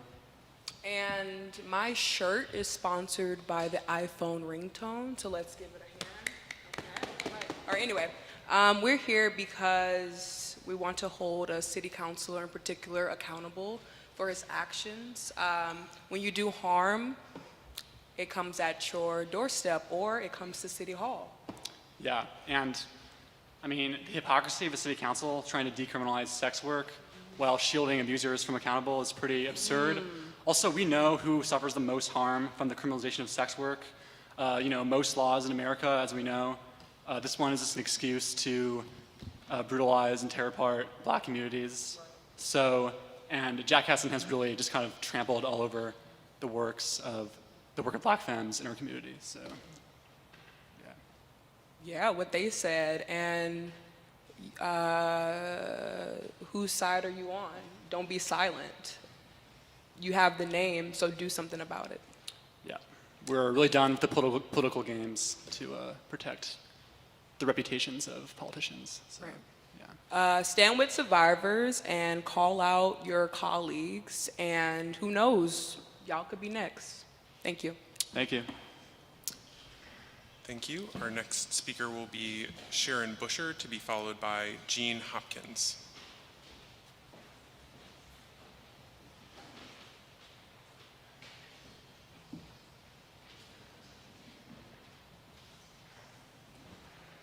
Good evening. My name is Sharon Busher, and I live in Ward 1, and I'm here to speak about item 6.0A, which is the Colchester Avenue scoping study. I certainly support bicycle safety, but I am concerned about the complete elimination of parking on that street, and I'll explain why. There was a process where parking actually existed on both sides of the street, and the process, spearheaded by DPW, brought together businesses and residents and property owners, and after a lengthy discussion, we went to one side of the street. There were about 10 spaces lost in that process, and at that time I represented that ward and tried to find a solution for those people who were left without parking. And I looked to UVM, but UVM unfortunately had just found out that they were short parking in their parking study, so they were unwilling to help in that process. So now we come forward and we're going to eliminate all of the parking on Colchester Avenue. My problem with this recommendation is that we know there's a problem. The problem is, where is this parking going to go? And we don't have a workable solution. If we don't address it, we have small businesses on Colchester Avenue. I thought the city was supportive of small businesses, yet we know that they can't be sustained by the people that just live around them. They need drive-by traffic, and there's no way to support them if there's no place for them to park. Also, if people live on the street, the residents themselves, a lot of these homes were large homes. It's an old part of the city. The driveways can't accommodate a lot of cars. These old homes have been broken up into apartments, and now those apartments need some on-street parking. So now where are they going to go?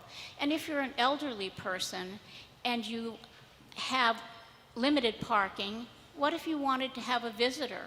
You're going to have elderly be more isolated because a visitor can't come. I don't understand. I mean, we tout ourselves as a livable city, and yet the problems that I've identified are real, and there's no workable solution. So yes, I'm for bike safety, but, and I'm looking at the time. Yes. Sorry. And I am for bike safety, but I do believe that it is appropriate for you to address the problems that I've identified. Thank you. Thank you. Our next speaker is Jean Hopkins, to be followed by John Renwer. Ruhr, I apologize. Thank you.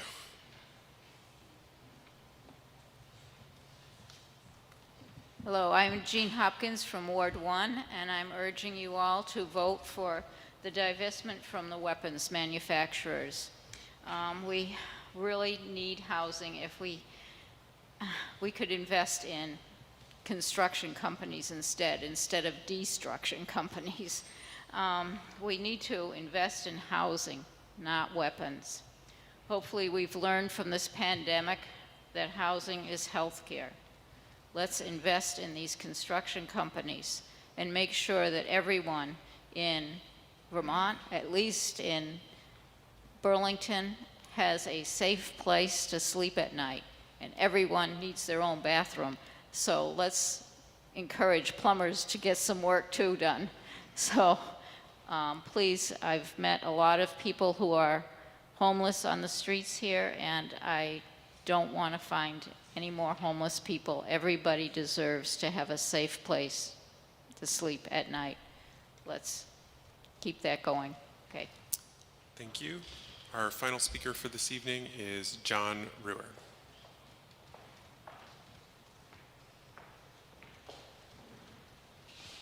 Good evening.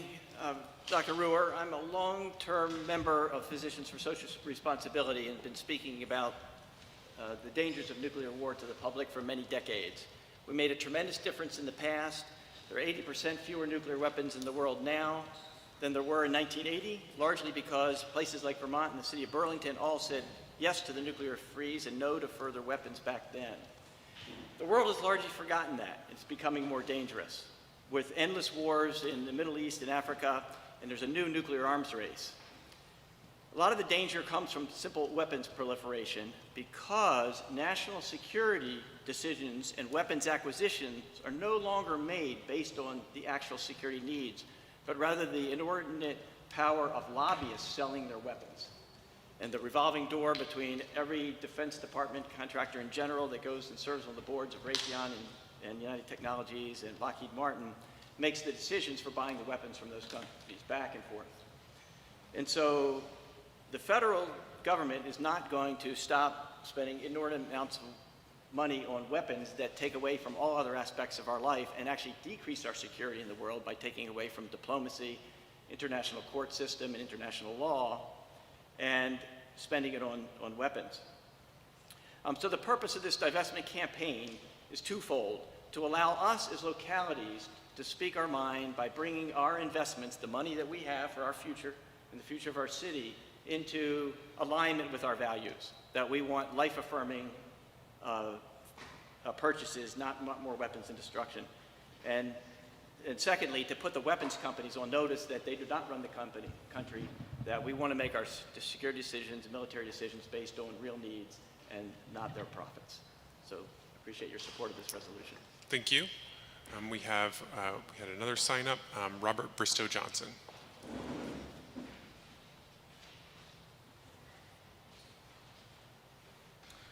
So, sorry, this is last week's agenda, and somebody was actually drowning in my neck of the woods, and I just totally forgot about the city council meeting last week. So I want to just say something about the redistricting and remind people kind of what was going on in 2013 and 2014 when that was happening. And what we did was exactly the opposite of gerrymandering. If you had a population that was emerging, and just suppose they happened to live on College and Church Street, and this emerging population of Bosnians or South Asians or something, and we decided to slice them up so that they could never get a representation on council. Slice them up and put them into Ward 6 and put them into Ward 1 and put them into Ward 2 and put them into Ward 3. So they never get a majority in any, they're always going to be a minority population in every ward and get zero or very little representation in council, disproportionate to their population in the city. That would be gerrymandering. And what we did was exactly the opposite of that. And so there was an emerging population, and I really like Andy Montreux, but every single 13 councilor map that he drew was just unacceptable in the New North End, because we saw that as just simply a reduction of our representation in council, where the rest of the city had no such thing. When the issue was an emerging population that needed to be represented. And that's what we got. And as a consequence of that, the rest of the city was mostly undisturbed. 82% of the city got to stay in the same ward, vote in the same place. Of the 18% that didn't, 13 of those 18% is Ward 8. So they're not going to. Only 5% of the city was in one of the 7 wards and ended up in one of the other 7 wards. And for the most part, they're not complaining. I don't think anybody in Lakeview Terrace is complaining that they're back in Ward 3. So I'm just letting you know, that's what was going down 8 years ago. Thank you. And that concludes our public forum for this evening. will move back into our agenda. Having already completed the climate emergency updates, we will move to the consent agenda. Councilor Stromberg, may I please have a motion on the consent agenda? Sure. I move to adopt the consent agenda as amended and take the actions indicated. We have a motion from Councilor Stromberg. Is there a second? Seconded. Second by Councilor Freeman. Any discussion? Okay, hearing none, let's go to a vote. All those in favor, please say aye. Aye. Aye. Any opposed? That carries unanimously. I will now recess our city council meeting and move us into the local control commission. So I'll give folks a second to click over to that. We'll convene the local control commission at 7:59 p.m. First item on the agenda is the agenda. May I please have a motion on the agenda, Commissioner Mason? Thank you, President Tracy. I'd like to make a motion to adopt the agenda as presented. We have a motion from Councilor Mason. Is there a second? Seconded by Councilor Hanson. Any discussion? All right. All those in favor of adopting our agenda, please say aye. Aye. Aye. Any opposed? That carries unanimously. Brings us into the deliberative agenda, item 2.01. Commissioner Mason, may I please have a motion? Thank you, Oh, President. I'm sorry. That item was removed. Item 2.02, please. Thank you, President Tracy. I'd like to make a motion to extend the, hours of operation for the Wallflower Collective. Okay, we have a motion from Commissioner Mason. Is there a second? Seconded by Commissioner Hanson. Any discussion? Okay, I'll just, for introduction, I was not on the license committee a year ago, but my understanding is this is a new business a year ago when they came in requesting hours, as now the extension request. And the committee decided as they were a new business, they would give them some time to operate. We have not heard any complaints or issues, with existing operations, and no one has come forth to object to this now. Thank you. Thank you. Any further discussion from councilors? Okay, we're ready to go to a vote. All right, all those in favor, please say aye. Aye. Aye. Aye. Any opposed? That carries unanimously. Brings us to item 2.03, Commissioner Mason. Thank you, President Tracy. I'd like to make a motion to extend the outside consumption permit hours for the Wallflower Collective, 71 South Union Street. Okay, we have a motion from Commissioner Mason. Is there a second? Seconded by Commissioner Hanson. Any further discussion? Okay, hearing none, we'll go to a vote. All those in favor, please say aye. Aye. Aye. Any opposed? That carries unanimously. Motion to adjourn is in order. So moved. Seconded, moved by Commissioner Mason, seconded by Commissioner Hanson. All those in favor of adjournment, please say aye. Aye. Aye. Any opposed? We are adjourned at 8:01, and we will move back into the regular city council meeting. President Tracy? Yeah. Thank you. The consent agenda went by me a little bit quicker than I was hoping because I needed to just simply add that on items 5.23 and 5.24, those came before the Board of Finance. I recused myself at that time and will be recusing myself from the consent agenda items 5.23 and 5.24. Just wanted that noted. I apologize for not saying so sooner. Thank you. I appreciate that, Councilor Paul. All right, we will move back into the deliberative agenda. So we have item 6.01, Councilor Mason. Let me catch up. Sorry. Thank you, President Tracy. I'd like to make a motion to extend the indoor entertainment hours for the Wallflower Collective, 71 South Union Street, to the hours set forth in the application. Thank you. We have a motion. Is there a second? Seconded by Councilor Hanson. Any discussion of this item? Okay, seeing none, let's go to a vote. All those in favor, please say aye. Aye. Aye. Any opposed? That carries unanimously. Brings us to our next item, which is extension of Orlando's entertainment permit hours. Councilor Mason. Can I ask a point of information to the city attorney? Sure. So normally we would go to license committee, but we're now here. I don't support the expansion, so am I supposed to make the motion to get it on the floor, or can I make the motion and then vote against it? I would think I can, but I want to make sure I can do that. All right, so Yes. I will make a motion to expand the hours of operation set forth in Orlando's application, but if there's a second, I will state why I'm objecting. Okay, is there a second to this? Seconded by Councilor Hanson. Thank you, President Tracy. So we all received the communication from Holly Bushnell, and this was, or the existing hours as they exist today, was the topic of a lengthy discussion before the License Committee. From my perspective, nothing has changed that would, in terms of conditions getting better, nor have the concerns that were raised, which frankly relate to hours of operation, have been addressed, and I'm not sure how you would address them other than to not be open during those hours. I say that with respect for what Orlando's is asking. It has been a challenging time, and I think the committee has delicately tried to balance those needs with those of the residents who are impacted, and I stand by what the committee did and will not be supporting the request to extend those hours at this time. Thank you. Thank you, Councilor Mason. Is there further discussion of this item? Is there anyone from Orlando's present?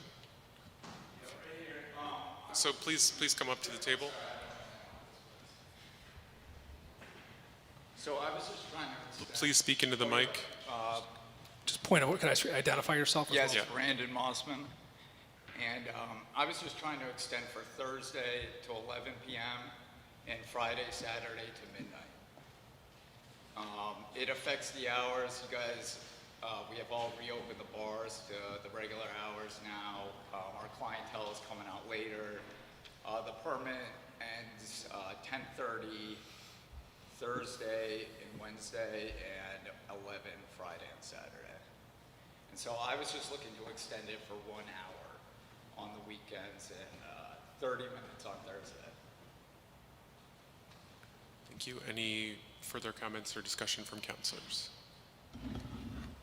Councilor Shannon.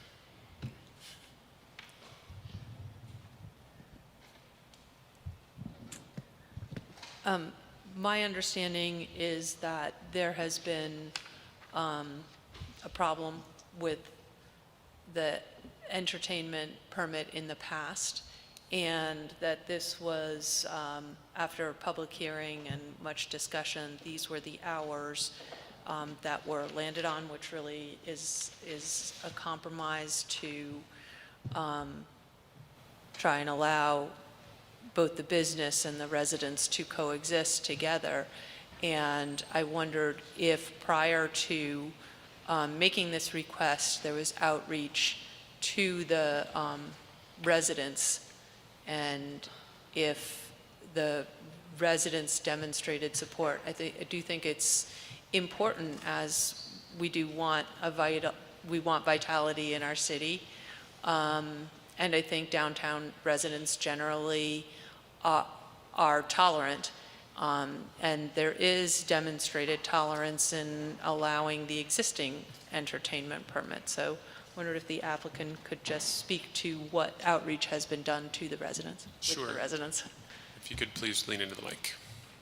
Yeah, so last time we had a meeting about the permit the first time. Please lean right into the mic. Can you hear me now?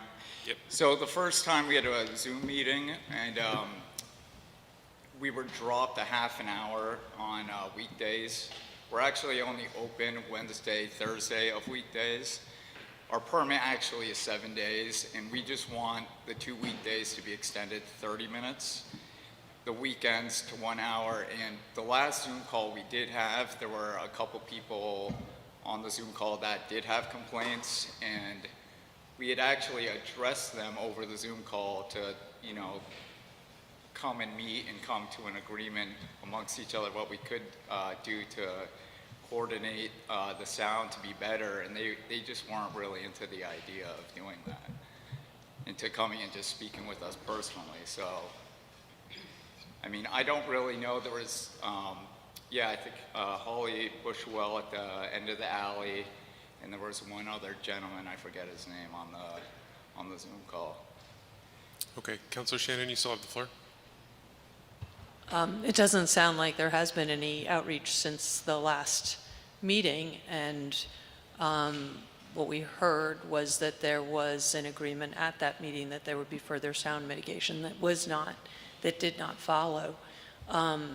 So I don't see any excuse me. reason anything that has changed that would lead me to support expanding the hours beyond what was agreed to in the previous meeting. Thank you, Councilor Shannon. Councilor Hightower. This is just a question to Councilor Mason, which is just, would you have any interest in having this referred to back to license for any kind of compromise, or are you? Councilor Mason. I mean, I'm willing to do what the council wants. From my position, I'm not particularly interested because I'm not sure that there's anything that will change. I do feel, I mean, we all balance this, you know, the needs of the residents versus the need of businesses, and I feel we landed in a good place. I'm not hearing, I don't know how you could adjust those hours without moving it one way or the other. So, thank you. Unfortunately, no. Councilor Hanson. Yeah, I'm wondering if we could hear from our guest if there has been any noise mitigation efforts over the last several months. Yeah, so the last summer, we've actually hired a sound guy that has a decimal reader. He goes around and basically checks with the decimal reader. Flatbread's a business literally right next to us. They like the music. Their clientele likes the music. Like I said, you know, during COVID, we could only be opened, it was 11, then back to 10, and now it's back to 2, and people are going out later. They're going out to the bars at the regular hours. They're not going out to see live music at 7 p.m. They're going out more like 9, 10. Then we have to close at 11, so that's basically, we're losing a couple hours of business. But we've hired a sound guy. He controls the levels with the bands. And I mean, it's hard to really, I mean, I don't really know what else we can really do to dampen the sound. I mean, it is an alleyway. I understand how sound travels, but it's just nothing, there's nothing more we can really do besides try to keep it at an appropriate level for the guests, and that's what we try to do there. Okay, Councilor Hanson, you have the floor. Yeah, I don't want to get too far into a back and forth, but when we last discussed this, my recollection of it was that the decibel reader and that was already in place at that point, and the discussion was around adding some type of physical structure, a sound barrier behind the stage. So behind the speakers, so the speakers used to be in the alleyway. Okay, they were on tripod speakers. Now we stick them on the far side. That's a brick wall that connects the building. It goes like this. So we move the speakers to one side. We put the other speaker higher up, closer to our building, and it's got a wood barrier behind it. So that's what we we played with the sound so it's not shooting straight down the alley. It's really hard to explain without photographs. Before it was shooting straight down the alley. So I can understand why that would kind of congest the sound and push it down. Now the speakers we've also put the speakers in other areas. Okay, and when was that changed? That was changed once we reopened this, I think like a month or so after we reopened, and hired a sound guy. And he kind of went around and played with the sound, and he said that was the lowest decimal read for the speakers at that area. Okay. And have you gotten any feedback from neighbors after that change? Did anyone say they noticed that? We haven't had before. We did that. We used to get calls all the time from neighbors, and we haven't had calls from neighbors, but we're also abiding by the city ordinance. You know, we're cutting it right when we're supposed to, and I don't know if the residents know that's when it's going to be cut, and maybe that's why they're not calling, but we haven't had any more complaints since then. Okay, thanks. Yeah, I mean, oh, do I still? You got the floor. Yeah, I would be open to discussing it further in committee, but for now, I'm not ready to support the expansion at this point. Thanks. Any further discussion? Okay, hearing none. Councilor Jang, go ahead. Yep, I was just wondering if the motion is on the table yet? The motion was made on the table. It was moved by Councilor Mason and seconded by Councilor Hanson. No, the motion to refer it back? No. No. Point of order, so the motion on the table is the motion to approve the request to expand the hours. Thank you, Councilor Mason. Any further discussion? Okay, Councilor Jang, go ahead. Yep, thank you for being here and for also trying. Based on what you just said, it seems you've been trying, right? But at the same time, you know, the city staff who just spoke here, and it seemed been speaking with you as well, you know, we respect her, we like her, and she never complains. And when she does, this is a great writing she shared with all of us.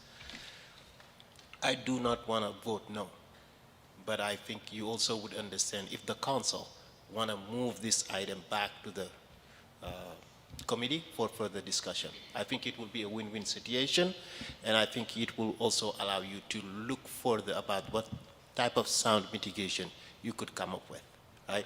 We love the business, I like the business, and we want also you to be successful, right?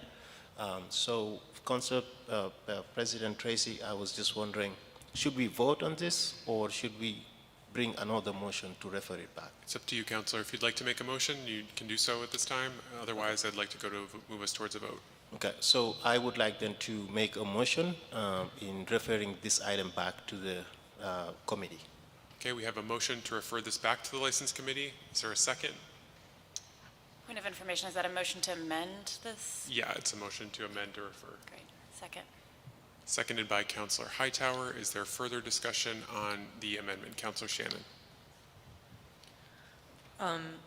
I just really think that when a business is having problems with their neighbors, it behooves that business to reach out to the neighbors to work things out prior to coming and asking, you know, for more from the council and, you know, expending a lot of council time and resources when that groundwork hasn't yet been done.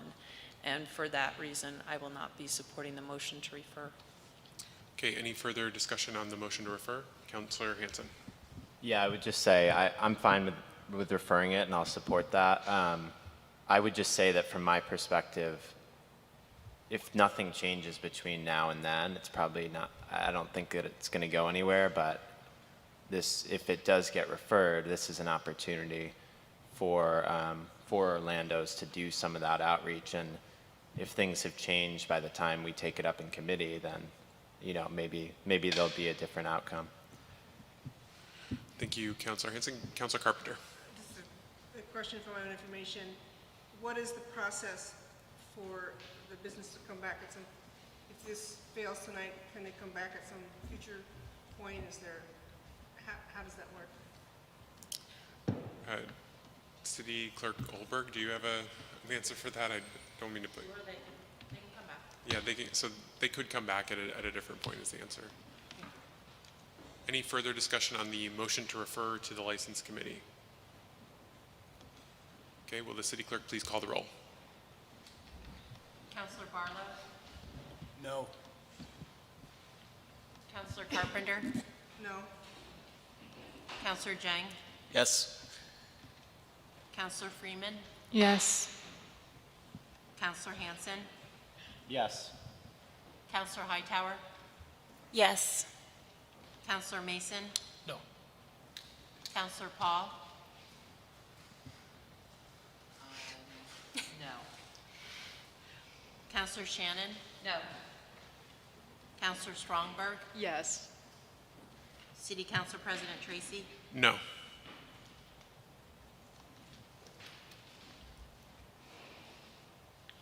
Five ayes, 6 nays.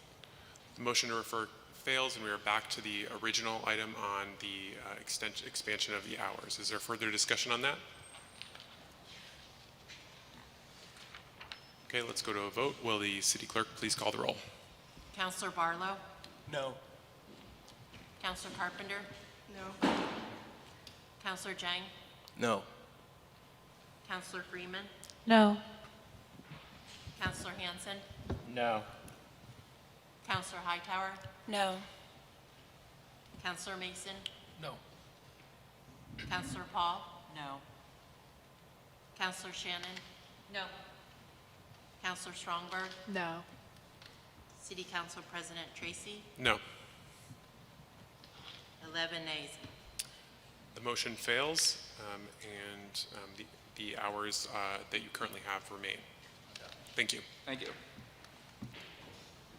Brings us to our next item, which is 6.03, a special event outdoor entertainment permit application. Councilor Mason. Thank you, President Tracy. I would make a motion to approve the one-day-only special event outdoor entertainment permit application for Commonwealth Financial Group, South Champlain Street between Main and King, August 27th, 2021, 5 to 9 p.m. Live DJ, amplified music, celebration for business owners and residents. Motion from Councilor Mason. Is there a second? Seconded by Councilor Hanson. Any further discussion?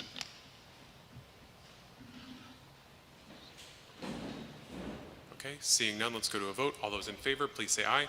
Aye. Aye. Any opposed? That carries unanimously. Brings us to our next item, which is a communication regarding the water resources rebates and temporary waiver of water and wastewater fixed meter charge for low-income and senior nonprofits and senior housing customers. With us, we have Division Director Moyer and Director Spencer. I will turn it over to Division Director Moyer. Great, thanks everybody. Good to see you in person. So tonight we're seeking approval of two policies that formalize several of the provisions of Burlington's Water Resources Assistance Program that was approved by Council on May 24th.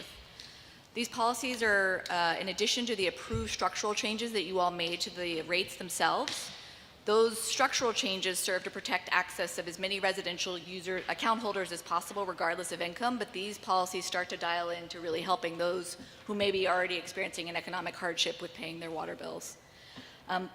Specifically, the piece, just as a reminder to folks, that is helping everybody is that you all approved a lower rate structure for the initial block of water. So for that initial average amount of water that a single family duplex or triplex property uses, that initial amount of water is actually cheaper, which results in typical users, if you use the same amount of water as last year, around 400 cubic feet, you actually won't experience an increase in your water sewer bill over last year, except for the stormwater component. The Water Resources Assistance Program established a key affordability measure in the form of a bill discount for our account holders who may be more impacted by the rate increases that we are finding that we need in order to properly steward our infrastructure. This discount, or what's referred to as the temporary waiver of the water and wastewater fixed meter charge, will apply to three categories of account holders. Primarily, the account holders who can demonstrate an economic hardship by showing proof of having qualified for some other income-based program that's tied to either 200% of the federal poverty limit or 50% of the HUD AMI. We also do have a senior discount for folks who are over 65 because of some of the unique economic hardships that seniors can face. And when and if and only if a senior can attest that without this program, they would have a hardship paying their bill. And lastly, we are also offering the waiver of the fixed meter charge for nonprofit, senior, and affordable housing properties. With the WRAP fixed meter charge waiver, the typical user, so somebody who used 400 cubic feet a month last year, this year would actually see a 16% decrease in their overall bill. So they'd save about $100 a year. So we're really hoping that not only is that going to help people with their water bills now, but as we work with you all to make sure that we're raising enough money to take care of replacing the pipes and the plants, folks are going to be protected against some of those rate increases that are necessary. In addition to the waivers, we're also bringing forward two rebate programs, I believe the first ones that we've ever put forth. First of all, we're offering $75 to account holders who can show proof of having purchased and installed a WaterSense fixture. One of the best ways to keep your water bill down is to not use as much water. And as we've discussed, it's hard to control your kids, your spouse, whomever may be in your house using water, and sometimes it's good to engineer that out by actually putting in a low flow fixture or putting in a toilet that doesn't flush as much water. So we're offering $75 towards that for, I believe, up to 160 account holders. And then the other piece is, I don't know if Sharon Busher is still here. No. Sort of a Sharon Busher special. It's leading into where we want to go. So sewer laterals are entirely the responsibility of the private homeowner, from the sewer main all the way to your house. And as many people are finding, when those have problems, not only can you not flush your toilet, you're often looking at a very substantial bill. While we're not yet ready and we don't have the funding to provide the loans and grants that we would like to do to help people replace this piece of their infrastructure, what we'd like to do initially is offer money towards filming of those sewer laterals. So having a list of companies that people can hire, and we would pay up to $250 for people who are income qualified, or $200 towards the cost of filming, which we understand to be about $250, so that people can really get in and see what keeps causing a clog, and work with a contractor to figure out what that estimate is and start planning for the replacement. We're also interested in collecting that data, understanding how many pipes, when we look at them, is there a defect, to then maybe work with you all to come up with some sort of program, if we can, to actually provide loans to folks to really get these pipes fixed, because you need water, but you also need water to leave. The last thing I will say, or two last things I'll say, because it did come up when we were talking, is the bill discount program, or the waiver program, does not yet apply to renters. It's only able to apply to account holders. So the occasional renter who has worked with the landlord to get the bill in their name, they would be able to apply, but the vast majority, we know there's a lot of renters in Burlington, and we acknowledge that our current program, like many affordability programs across the country, don't yet know how to reach them. There's brand new programs coming out of DC that we're watching closely, and we promised to you all in our memo when we approved the program that we would be coming back to you by 2023 with a proposal of how to reach those renters, because we really understand that they also are having a burden. And lastly, the waiver application process. The new rates did go into effect on July 1st, and so people will be seeing whatever their new bill is come August. August 19th is when the first bills go out. Understanding that people need to get in and apply, and we're going to have materials available should you approve this program on Monday. If anybody applies prior to December 31st, we will make any discount retroactive back to July 1st. So I don't want people to panic and think because they haven't gotten their application in that, too bad, so sad, their August bill is going to be stuck with that charge. We are willing to work with folks on that. I don't know if there's anything else. It's been an incredible effort from the Water Division team, and also with City Attorney and the CAO and many other entities in the city assessor. So really appreciate all the time in the past review of this council as we are ready to bring your intent into fruition. Thank you. Thank you very much. Before I open it up to the council, I'm going to go to Councilor Hanson for a motion. I'll move to approve the attached two policies to facilitate the Water Resources Assistance Program. Number 1, policy for temporary waiver of water and wastewater fixed meter charge for low-income and senior and non-profit affordable and senior housing customers. And number 2, water resources rebate policy. Okay, we have a motion from Councilor Hanson, seconded by Councilor Freeman. Now I'll open it up to the full council. Councilor Hanson. Just to reiterate what Director Spencer said, thank you all so much for all your diligence and work on this, and I'm really happy with where we're headed. Me too. Thank you. Thank you. Any further questions or comments? Councilor Mason. Thank you, President Tracy.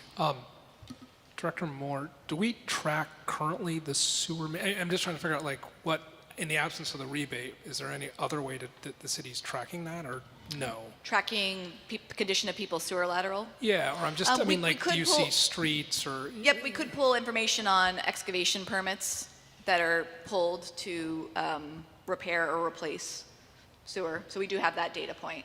And what, if anything, do we do with it currently, or what are we planning to do with that information once we start tracking it more closely because of the rebate program? I mean, my intent is, I spoke at length with the City of Philadelphia and their program. They have a 5-year 0% interest loan program, which is what I would like to do, because from what I've heard, we're looking at, you know, 8 to 13 grand per sewer lateral. That's not money that anybody has laying around. And because we don't do the work, when we do water line work, we can put people on a payment plan because we're doing the work. We don't currently have a mechanism to be able to help them with the sewer. So I would want to use that data to kind of bolster the need, right? If we're going to be asking for ratepayer dollars to fund a loan program, we kind of need to document, I think, better what the exact need is. I think it's there. It's just a matter of collecting the data. I See, I didn't know if it would, for example, on my street, my house is 80 years old. I don't know whether the sewer main has ever been replaced. I'm wondering if we use the data to say, look, just FYI, everyone on Scarfab should know we replaced one at the lower. You may want to start banking that reserve in order to deal with that because it's going to break. It's just a question of when. Right, and that's one of the reasons that I was so appreciative when Division Director Moyer brought this forward, because it's actually going to really help on our paving coordination as we are approaching streets, to have this extra tool to incentivize property owners to understand the condition of their lateral. They'll be more motivated to take advantage of replacing it prior to paving and not after. Or at least filming it and knowing, because I think we spent a long time not knowing what the inside of our pipes looked like, and so we didn't have programs to fix them. And once we started looking, we're like, oh gosh. Yep. And I think that's the natural reaction, and will compel people to do what they can before the paving comes through. But I really am interested in working with you all to figure out how we can fund some other type of program, because it's the next big thing. Thank you. Any further comments or questions from councilors? Mayor Weber. Thank you, President Tracy. I just too wanted to thank Megan and the water team for making good on the commitment that the administration had to look for ways to expand affordability programs. This is important today, and I think it becomes even more important as we head forward from here with the intention of continuing to make needed investments in water infrastructure. I think we need to be able to do everything we can with customers that are particularly challenged with affordability to make those investments while doing right by some of the most vulnerable people in the community is critical. And so I think not only is this a key affordability program, I think it's key to us continuing the proactive infrastructure investment work that is intended in the years ahead. Thank you, Mayor. Any further comments from councilors? Ready to vote? Okay, let's go to a vote. All those in favor, please say aye. Aye. Any opposed? That carries unanimously. Brings us to 6.0. Thank you very much. Thank you. Brings us to our next item, which is another DPW item. Before we get into that item, may I please have a motion, Councilor Jang? Yep, I would like to make a motion to accept the communication and place it on file. Okay. Let me repeat for the, okay, perfect. Okay, we have a motion from Councilor Jang. Is there a second? Seconded by Councilor Hightower. All right, now let's open it up. Go ahead, Director Spencer and Division Director Perry. Thanks again for joining us. Thank you for having us. Pleasure to be here in Contois Auditorium in person. And similar to this last item, where it was a council resolution that spurred us to action to look at how we implement affordability programs for our water ratepayers, this too, Consolidated Collection, came out of a council resolution in 2018 for us to look at how to reduce cost and improve service for customers seeking to have their solid waste, recycling, and organics collected. So we're very excited to be here with you this evening. Many helped us get here tonight. I want to acknowledge our consultant, GBB, and are they able to join us on the phone? Yes, so I'm going to need whoever has the phone access. I don't know that we have. Lori gave me the call-in number.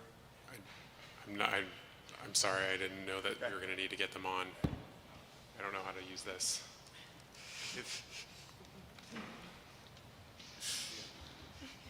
I'd say, Lee, why don't we see if we can text the consultant and see if they can call in and get on the speakerphone. Yeah. Yes, he has given that number. Oh, okay, great. Perfect. Do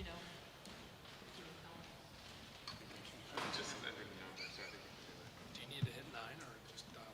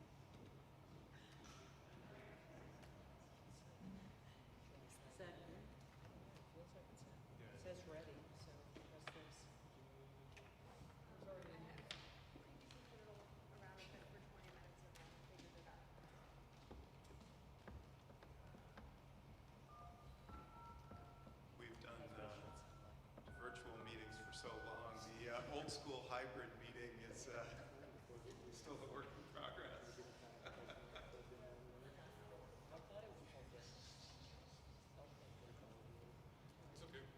We just transition it.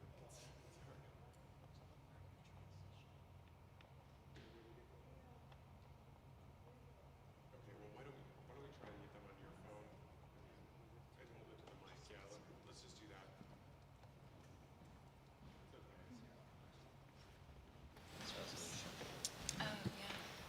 So we'll just get them on a cell phone, and then we'll hold it up to the mic. And Okay. Great. Well, thank you so much. We'll work this out, I'm sure. So our consultant, GBB, helped us do the study, the initial study of the franchise model. And hopefully joining us soon will be Jennifer Porter and Sam Librand from GBB. Also want to thank CSWD, again, the City Administration, City Attorney, and CAO, the DPW Commission, the TUC, the haulers, union, specifically AFSCME, and members of the public. And tonight, we're here to update you on our staff recommendation and on our process to get there. We want to hear your questions tonight and get initial feedback. We are not looking for a decision tonight. We are seeking your counsel and guidance next month. That said, based on our input, on all the input received, Division Director Lee Perry and myself are strong in our opinions that we feel that the hybrid recommendation that we're bringing in front of you tonight is the right recommendation for the city at this time. And we look forward to going over the reasons why we think that this is the right direction. So with that, Lee, why don't you take over? I echo Chapin's sentiments and thanking everybody, and thank you for having us here tonight. We'll go over the way. please, if you could just talk into the mic. Sorry.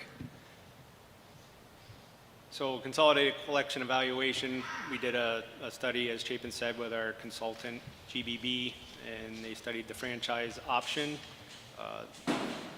Public Works studied the municipal. Staff did an evaluation and created a budget for the municipal operated consolidated collection program.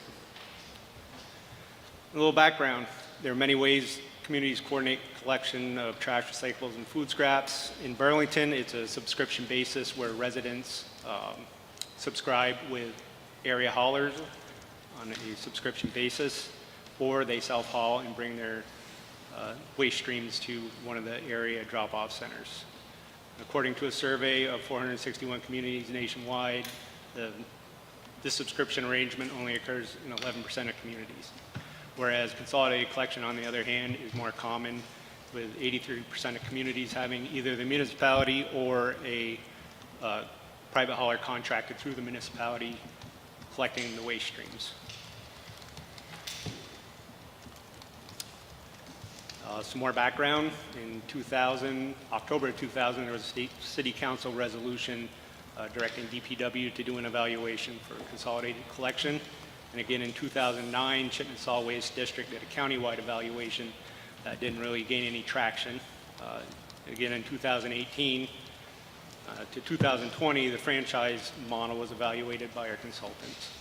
And again, in 2021, with a recommendation from the Transportation, Energy, and Utility Committee, DPW did an evaluation of the municipal option.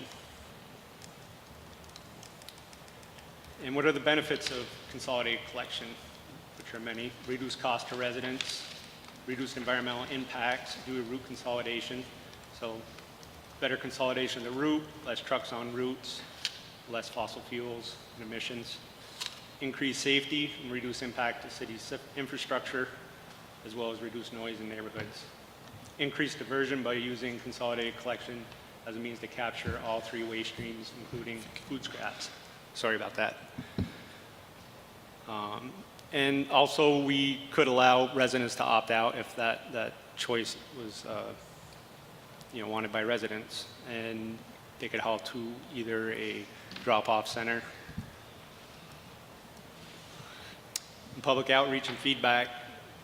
What we've done so far, GBB did the survey back in 2019, reaching out to Burlington residents. And as you can see in the slide, 39% expressed support for consolidated collection as a whole. 23 expressed opposition. 20% said they didn't have enough information. 18% didn't. Of those responding in writing and spoke at meetings, more residents expressed support for consolidated collection, either a franchise or a municipal operated model over the current subscription model. And a lot of the proponents cite the same benefits that were listed earlier as environmental, safety, cost, and noise impact, as well as an interest in a municipal option. Residents who opposed cited wanting a freedom of choice to choose their hauler they wanted, flexibility in their pickup schedules, whether it's weekly. Director Spencer, is your mic working better? I'm just having a really hard time hearing. You really got to speak into the mic. Is this better? Yeah, thank you. You're welcome. Okay, so residents who oppose consolidated collection citing needing flexibility in their pickup schedules as well as choice of hauler, and written comments are attached to the memo. And the four operating models we explored are the franchise model, which is the study done by a consultant where you franchise with a private hauler. Franchise model with city bid, which is also known as managed competition. This model is similar to franchise, but the city retains a right to bid on districts against private haulers. The municipal operation model, which is where the city would collect all waste streams as well as billing and operational oversight. And then the hybrid municipal franchise model that we recommended, where the city would continue to pick up the recycling within the city and franchise out trash and food scraps. And the prevalence of each model, this chart kind of breaks down that 83% of communities where 58% is franchise hauling and 40% would be municipal hauling. The 2% is that hybrid model where they either manage competition or the municipality picking up the trash and then franchising the other streams out. And projected costs, you can see in this chart, I won't go through everything. We broke it down into the franchise model and municipal model with 3 opt-out options, 0, 15, and 25% opt-out. And based it off of the 0% opt-out with the Flint Avenue property and the municipal model with the 15 and 25% opt-out with the 339 Pine Street property, which is the old street department yard. And as you can see, the prices are fairly similar between the franchise model and municipal model until you increase the opt-out numbers, and the spread becomes a little more significant. And these estimates from GBB do not include additional city costs for oversight, because in any model you're still going to have operational oversight of either the contractor or if the city does it, itself.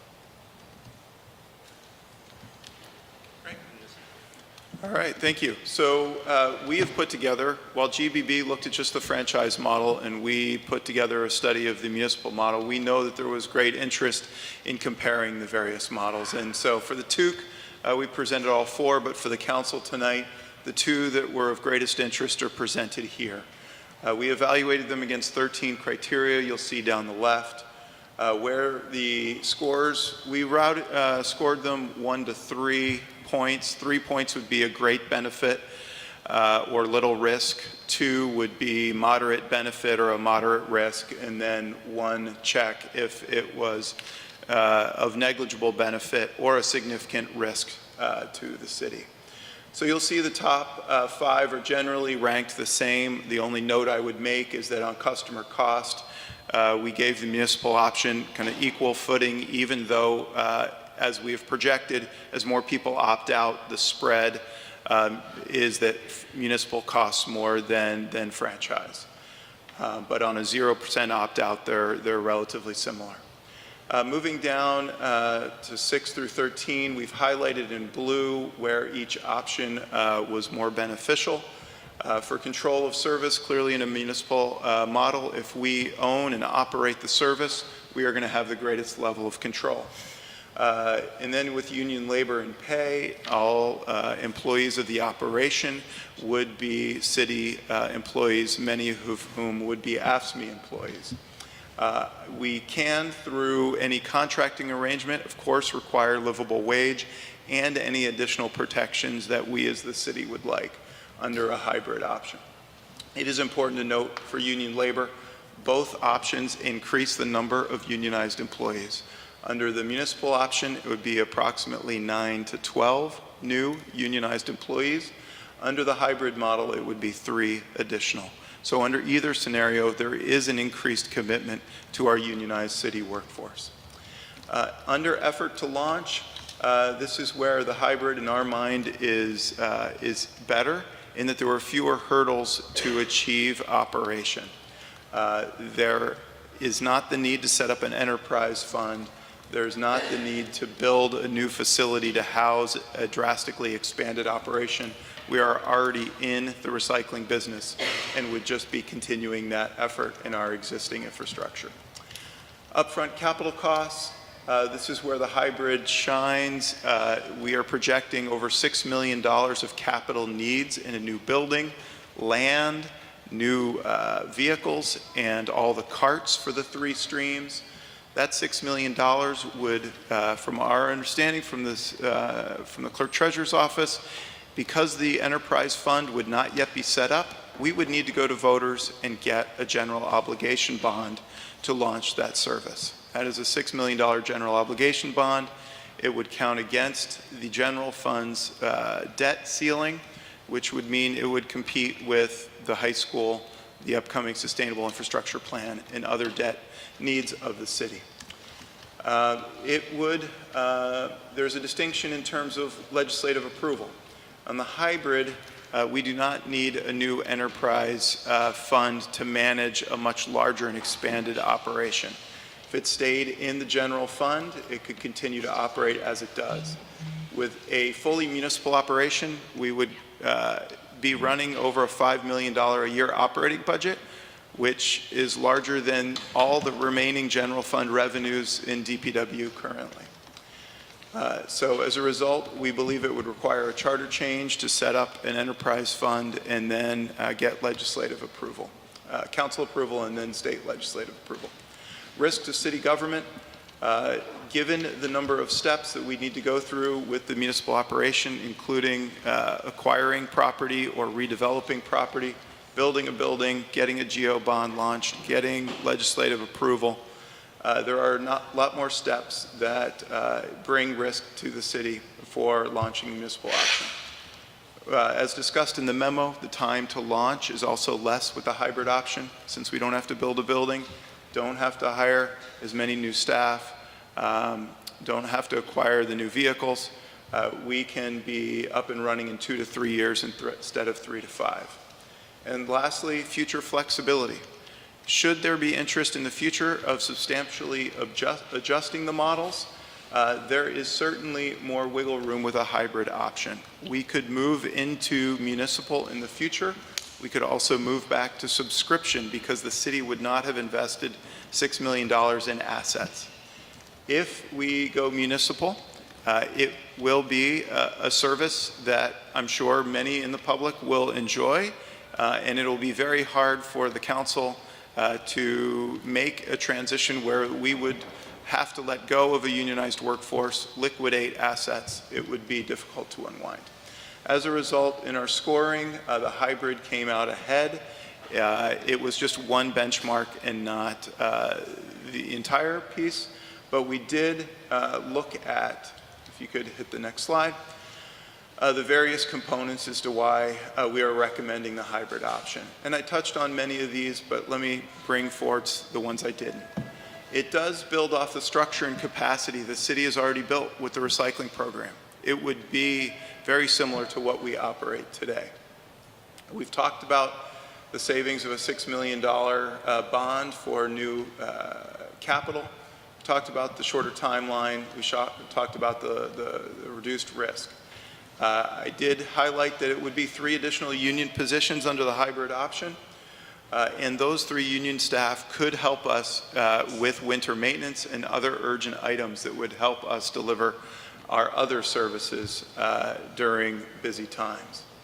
And lastly, it is very important to us that 645 Pine Street could accommodate the operation, keeping all our teams together. One of the ways we can fund the additional employees for the recycling program is through the simple council approval of the increase of the solid waste generation tax. And the hybrid option also would be a savings of impact on our existing employees. We could have the haulers under the hybrid option do the billing as they do today. We just pass the solid waste generation tax on to them to collect.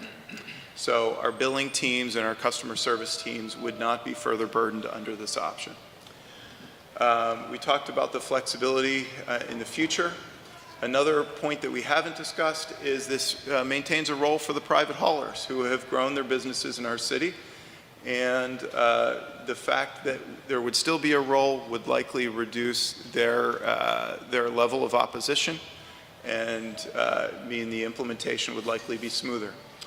And last but not least, having clarity on direction sooner than later will help us resolve the outstanding issue of 195 Flynn Avenue, where the city has an option to purchase from CSWD for waste management needs.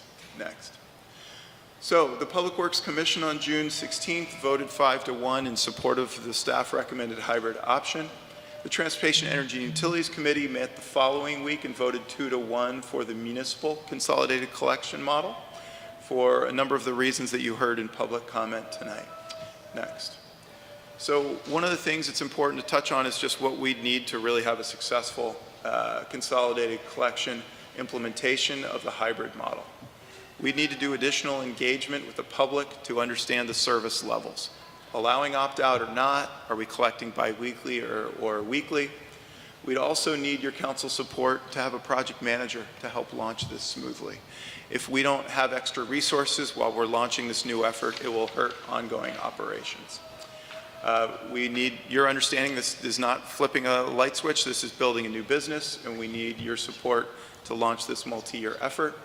And last but not least, willingness and support to fund this effort sufficiently through the solid waste generation tax so that we can operate effectively. Next. All right, getting close to the end here, the conceptual timeline for the hybrid option. This shows a 2.5-year launch period where as of January 1, 2024, we would be able to initiate this consolidated collection service. One of the important steps in the middle that you'll see is that we need to negotiate with CSWD and Casella for tip fees because they each in their respective waste streams have the only option in Chittenden County.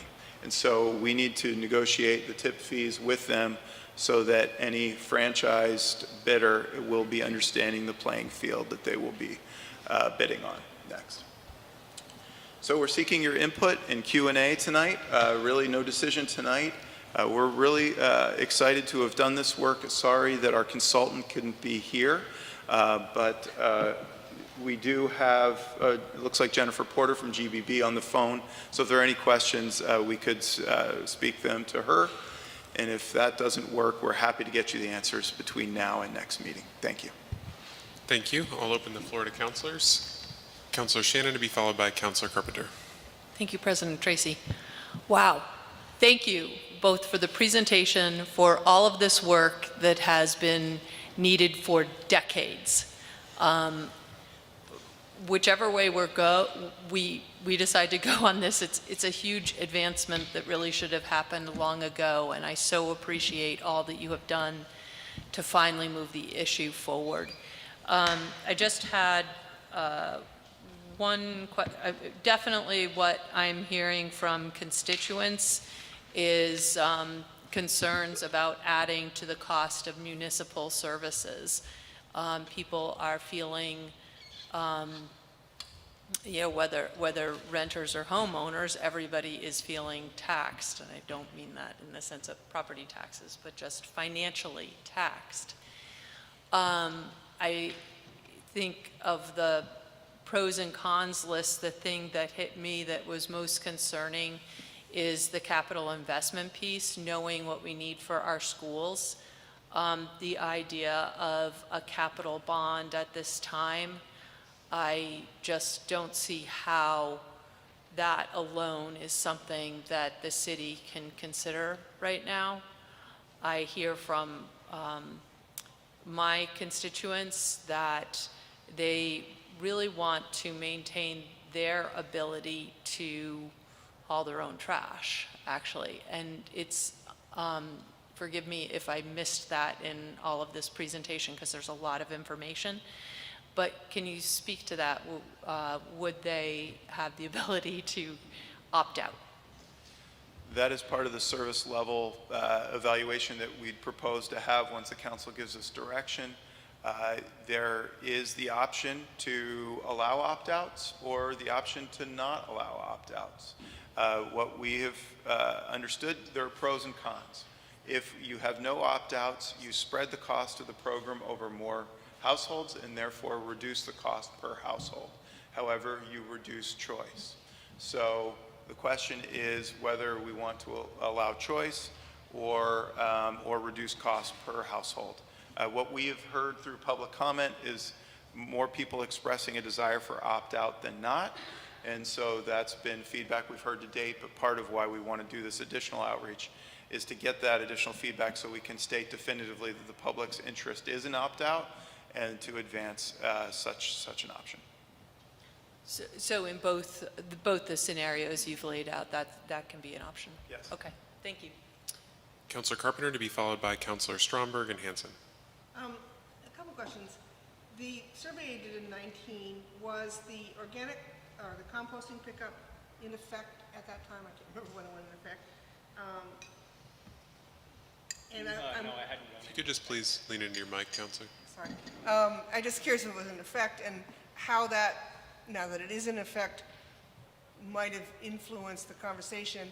And just your guess about the compliance rate on that part of the business. We can look into the compliance rate of the business. As Lee was saying, when we did the survey in 2019, the prohibition of organics being in the trash had not come into effect yet. One of the benefits of consolidated collection is that by pooling everybody together in the same area and getting those efficiencies, our projection is that we can offer all three streams for the same cost that trash and recycling are being collected for today. So same day a week, put everything on the curb, simple, easy, convenient for the customer, and being able to offer that organics across the city should increase diversion, reduce the amount of organics in the trash. You phrase it better than I do, because that's kind of where I was going, which is to say, my gut feeling is that compliance is still low. I, being one of those people who is not opting out, and I pay my $13 a month, and I wonder how many people who are not complying are putting that into their calculation because they're not doing it. So I'm just encouraging you to make sure people understand that you in fact are supposed to compost, and if you choose to do it, you're either bringing it down to Pine Street or you're paying your $13 a month. And I just think a lot of people are not, that's not in their head. They just look at the trash bill. Right. So that's just an important thing. I had one other thing, but I guess I've lost it, so thank you. Thank you, Councilor Carpenter. Councilor Stromberg. Thanks, President Tracy. Chapin and Lee, thank you so much. I know we've been through this before. So I don't want to sound like a broken record, so I will ask like legitimate questions rather than my own points about this. But I did notice that you had the same number of check marks next to like the environmental category in there.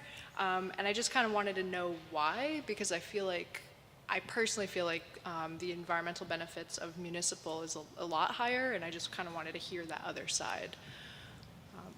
Because I don't feel like it's equal, but it was presented as equal. Great. There are a number of ways that the service could be operated both on the hybrid option and on the municipal option. So there has been some conversation about whether you could run split pack trucks and have two different waste streams collected by the same truck. That is possible.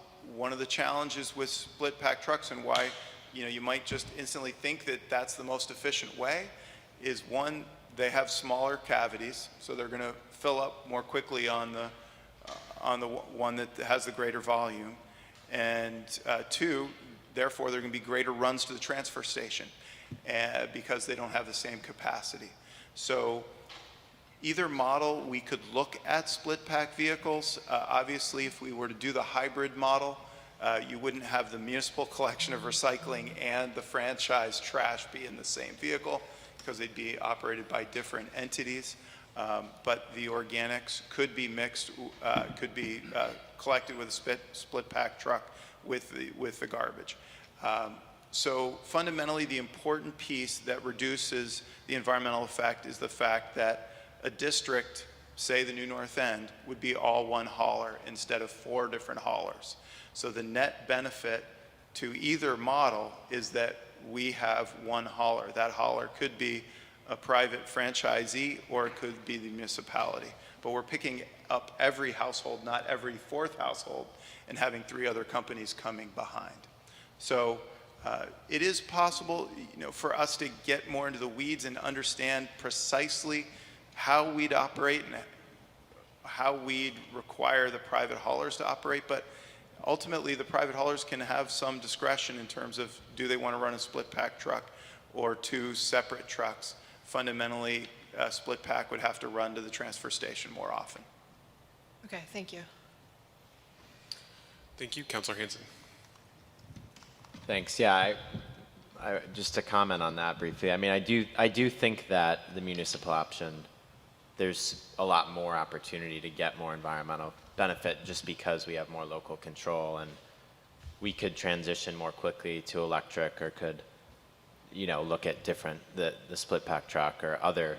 So I do think there's more opportunity with the municipal, but I understand where you all are coming from with that. My 2 main questions, they don't have to be answered now necessarily.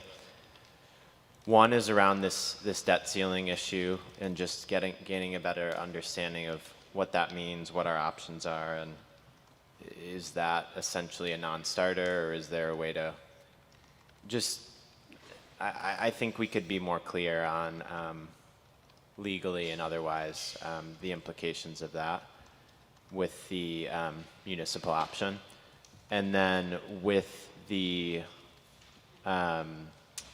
hybrid option, my question is gaining a better understanding of legally and functionally how we would prevent monopolization, because I'm unclear on that. I think it seems tricky when you're talking about these different districts, and if Casella, for example, comes in with the lowest bid in all 4 districts, how you would, in a fair way to residents, decide, which district Casella got versus. So I just think I want to better understand how monopolization could legally and logistically and fairly be prevented. Thanks. Those are good questions. We're happy to get you thorough answers before the next meeting. Okay, any further comments or questions? I have Councilor Barlow to be followed by Councilor Freeman, Mason, and Carpenter. Go ahead, Councilor Barlow. Thank you, President Tracy. In the GBB survey that was done, 61% of respondents did not support consolidated collection, either because they opposed it or because they needed more information or didn't know. In your implementation plan, you talk about getting direction from council and then going to the public to do more outreach. Why, it seems backwards to me, why wouldn't we, if there's 61% of respondents that didn't express support for it, why not do that outreach first and get a better understanding of what the community wants before getting direction from council? So that's a question, but I guess before I have your answer, I'll also say that I was the one member of TUC who did not support the motion. I still have a big concern about the impact to the small businesses that provide hauling services, either through trash or organics. I don't think they've had a lot of voice in this process, and there are businesses who serving the city will be severely impacted by either of these, obviously more so by a municipal option that displaces everybody. But even under a franchise model, there are small startup compost businesses will be put out of business potentially. So that remains a concern of mine. Thanks. Great. As to your question, thank you, Councilor Barlow, about why not do outreach first. We've been doing outreach since 2019. We've gotten a lot of feedback. That survey result you referenced was from 2019. We are many years beyond that and have done a fair bit of outreach with Front Porch Forum, public meetings, articles in the North Avenue News to get input, and the input is shared in your council packets. One of the advantages of having the council provide us direction is it gives us and the public clarity on how we can move ahead now. If the interest is to set up a municipal model, for example, that's going to take many years to launch the enterprise fund, to prepare for the votes. And if we don't start on that now, but do another round of public outreach, then that 3 to 5 years is going to be 5 to 7 years. And so the thought was that we feel like there's enough information to make a directional decision. If the council decides otherwise, we will, take your direction, obviously. But it's helpful for us to know when we talk to members of the public about the service levels to explain who would be picking up your trash, how it would work, and not have that large question be undecided. That said, if the council requests additional outreach at this time, we will do additional outreach. Thank you. I have Councilor Freeman to be followed by Councilors Mason and Carpenter. Thank you, President Tracy. Thank you both for the presentation and for all the work on this. I did just want to voice my support for the municipal option.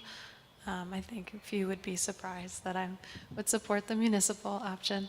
I understand that a metric was used and it, put the municipal option as, slightly less preferred, but I think there are so many reasons that it would be a much better option. And I've enjoyed the debate so far. I'm sure we'll continue to discuss it. I do hope the council and the administration does move eventually to support a municipal option. And I'll be hanging in here for the rest of the discussion. Thank you. Thank you, Councilor Freeman. Councilor Mason. Thank you, President Tracy. How many haulers exist, or how many do we know of? We have 5 that serve. Could we you have identify 5 that service the city of Burlington. And who are they? I mean, I've seen Casella and an occasional Myers truck. So That's it. Myers, Gauthier, Casella, Barnier, and Duffy's. Okay. And then the compost haulers. Right, which is a new, I've seen many. Okay, that's helpful information. Something I didn't see that, and I've spoken with both of you about this, is have you looked at the traffic impact of, a new building on Flynn Avenue? We've been dancing this delicate dance in that area of the South End as we've permitted businesses to come in, but without the Parkway construction, we've sort of been on hold. I don't know, I didn't see on the list of pluses and minuses, but certainly Councilor Shannon and I get concerns all the time about the Pine Street Flynn Ave intersection, and I know that DPW was working on that, but I'm somewhat raising an eyebrow, wondering why we would move forward with a new facility, new drivers, heavy trucks moving through an intersection that our elementary school kids go to. So I don't know if maybe you could speak to what the traffic impact would be if we were to move forward with the municipal model. Yes, happy to. We would have approximately 12 employees coming to work at that facility. We would have 6 to 8 heavy commercial vehicles coming in and out at least once a day, if not multiple times a day, at that facility. The city did look at kind of all potential sites that we could locate this. 339 Pine may be another facility. That facility, though, is still in limbo because also of the Champlain Parkway, in that the state has paid for a functional replacement of DPW's facility there to be at 645 Pine Street. And so they are not going to want to see an encumbrance on that parcel until there's clarity in construction for the Champlain Parkway and Rail Yard Enterprise project. So each parcel has its own challenges, which is just another risk as we try to permit a new facility if we were to go the municipal route. Thank you, Councilor Mason. Councilor Carpenter. Thank you, and I do want to thank you for all the work you've done. And just to clarify my earlier comment about asking about composting, because to me, because I guess the compliance is low, that speaks to the need for consolidated collection. At this point, I don't have, that was not an opinion on which model, just that we need it. Could you, and this is a little bit for the public, but explain the impact on the recycling side? Right now, if you opt out on the recycling, essentially you would shift the burden to those that pay for trash hauling, as I understand it, or because it's embedded in the tipping fees. So could you explain that a little bit more? Could you? Or, Councilor Carpenter was asking about how, if you opt out of recycling, how your recycling fee is collected. As it stands now, or in as it stands now, and how As does it that is now, affect so, yeah. any of the conversation? So if say it's a resident, 1 to 4 unit, and they self-haul their recycling to, say, right now, South Burlington, they do not get charged that solid waste generation tax through the hauler. But if I have my trash picked up, Yep. do you have an option of just taking recycling? I mean, I'm not quite understanding how that economics. If I take my own trash, don't I get recycling for free, basically? Yes. Right, so one of the questions as part of our public engagement would be around opting out of all or opting out of 1 or 2 of the streams. And so that's part of the public engagement that needs to happen at that next phase. From an administrative standpoint, there's something nice about making it simple. That said, many people have unique situations. They may have a large yard and can compost in their yard, and therefore really only want trash and recycling. And with composting added to the collection, essentially you're reducing your garbage anyway, so what might have been a weekly pickup could now be an every other week pickup for trash, because you're eliminating that waste stream out of here. Thank you. Councilor Jang. Thank you, President Tracy, and thank you again for being here. The public engagement piece, I think, is very important, and it seems there has been some that has been done, but I wanted to know the new public engagement you referred to, how it's going to look like, and also what the timeline of that. Yes, Lee, do you want to go back 2 slides, I think? Our thought was to take 4 to 6 months to engage the public. Here we go.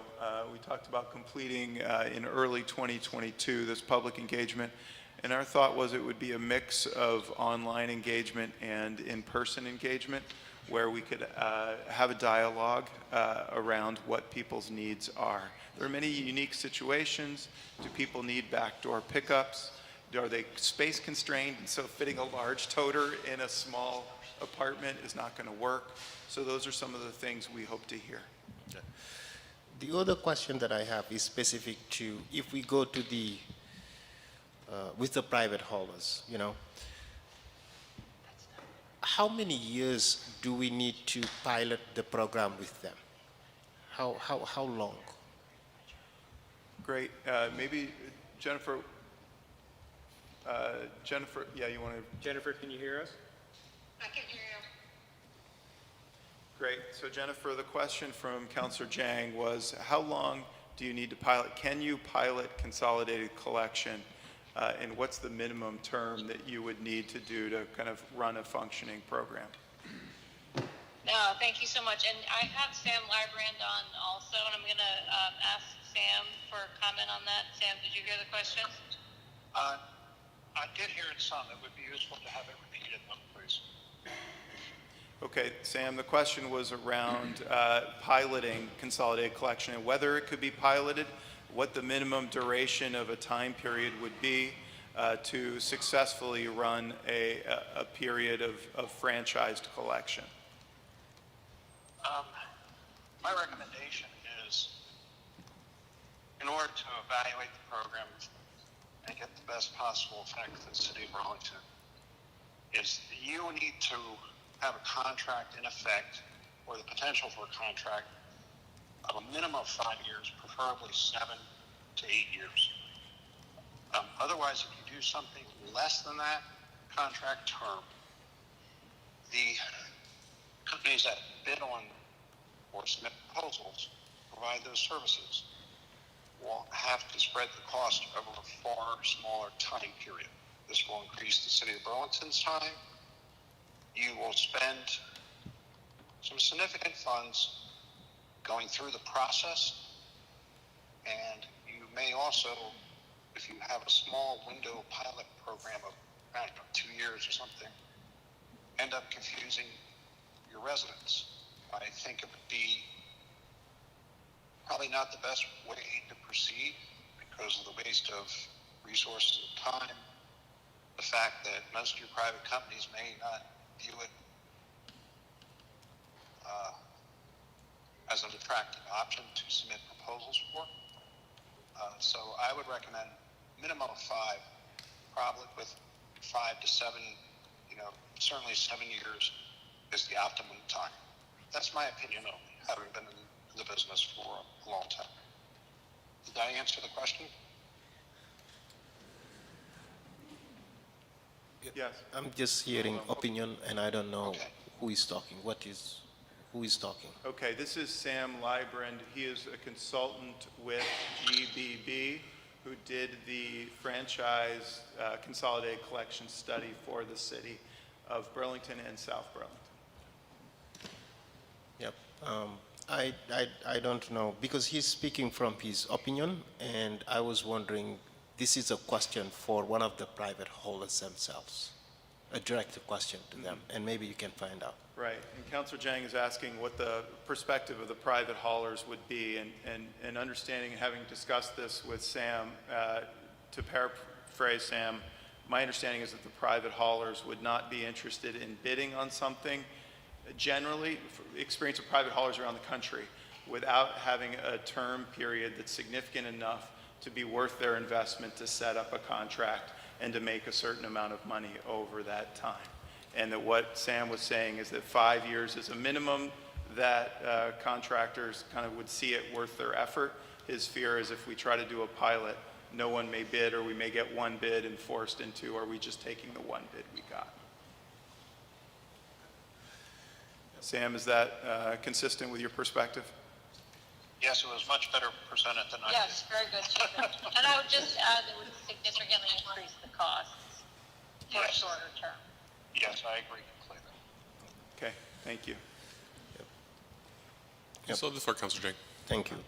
And I think the other question that I have is specific to the municipal option. If the city, the argument that I'm hearing, I don't think they are valid, because 6 million, it will take us let's just think about how we put $6 million in a park. People use, recycle, people do all of that. This culture, people buy things, people need to have garbage, they need to get recycled, with Act 148, the need is there. To me, 6 million is too much from taxpayers, is not a valid argument. What we need to do is to work on this public engagement plan. have a thorough one in order for the community members to definitely have a say that is strong and valid. So just wanted to add that. Thank you, President Tracy. Thank you. I don't have any other councilors in the queue. Anyone else? Councilor Stromberg. Thanks.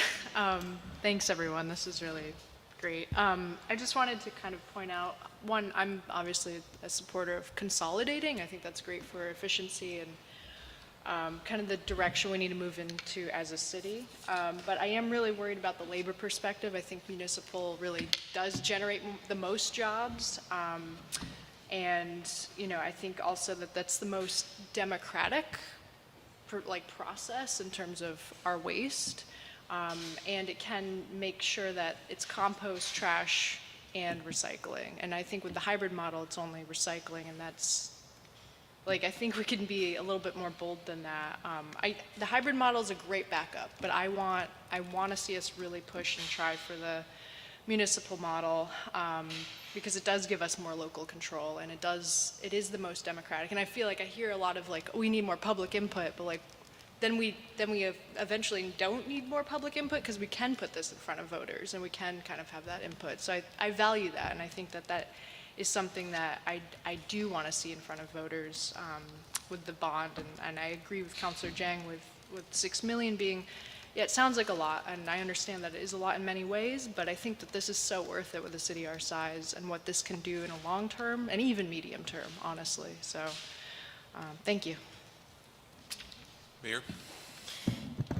Thank you, President Tracy. And thank you, Lee and Chapin, for the hard work, really extensive hard work over a sustained period of time to bring forward this proposal tonight and these fleshed out different options for the city to consider.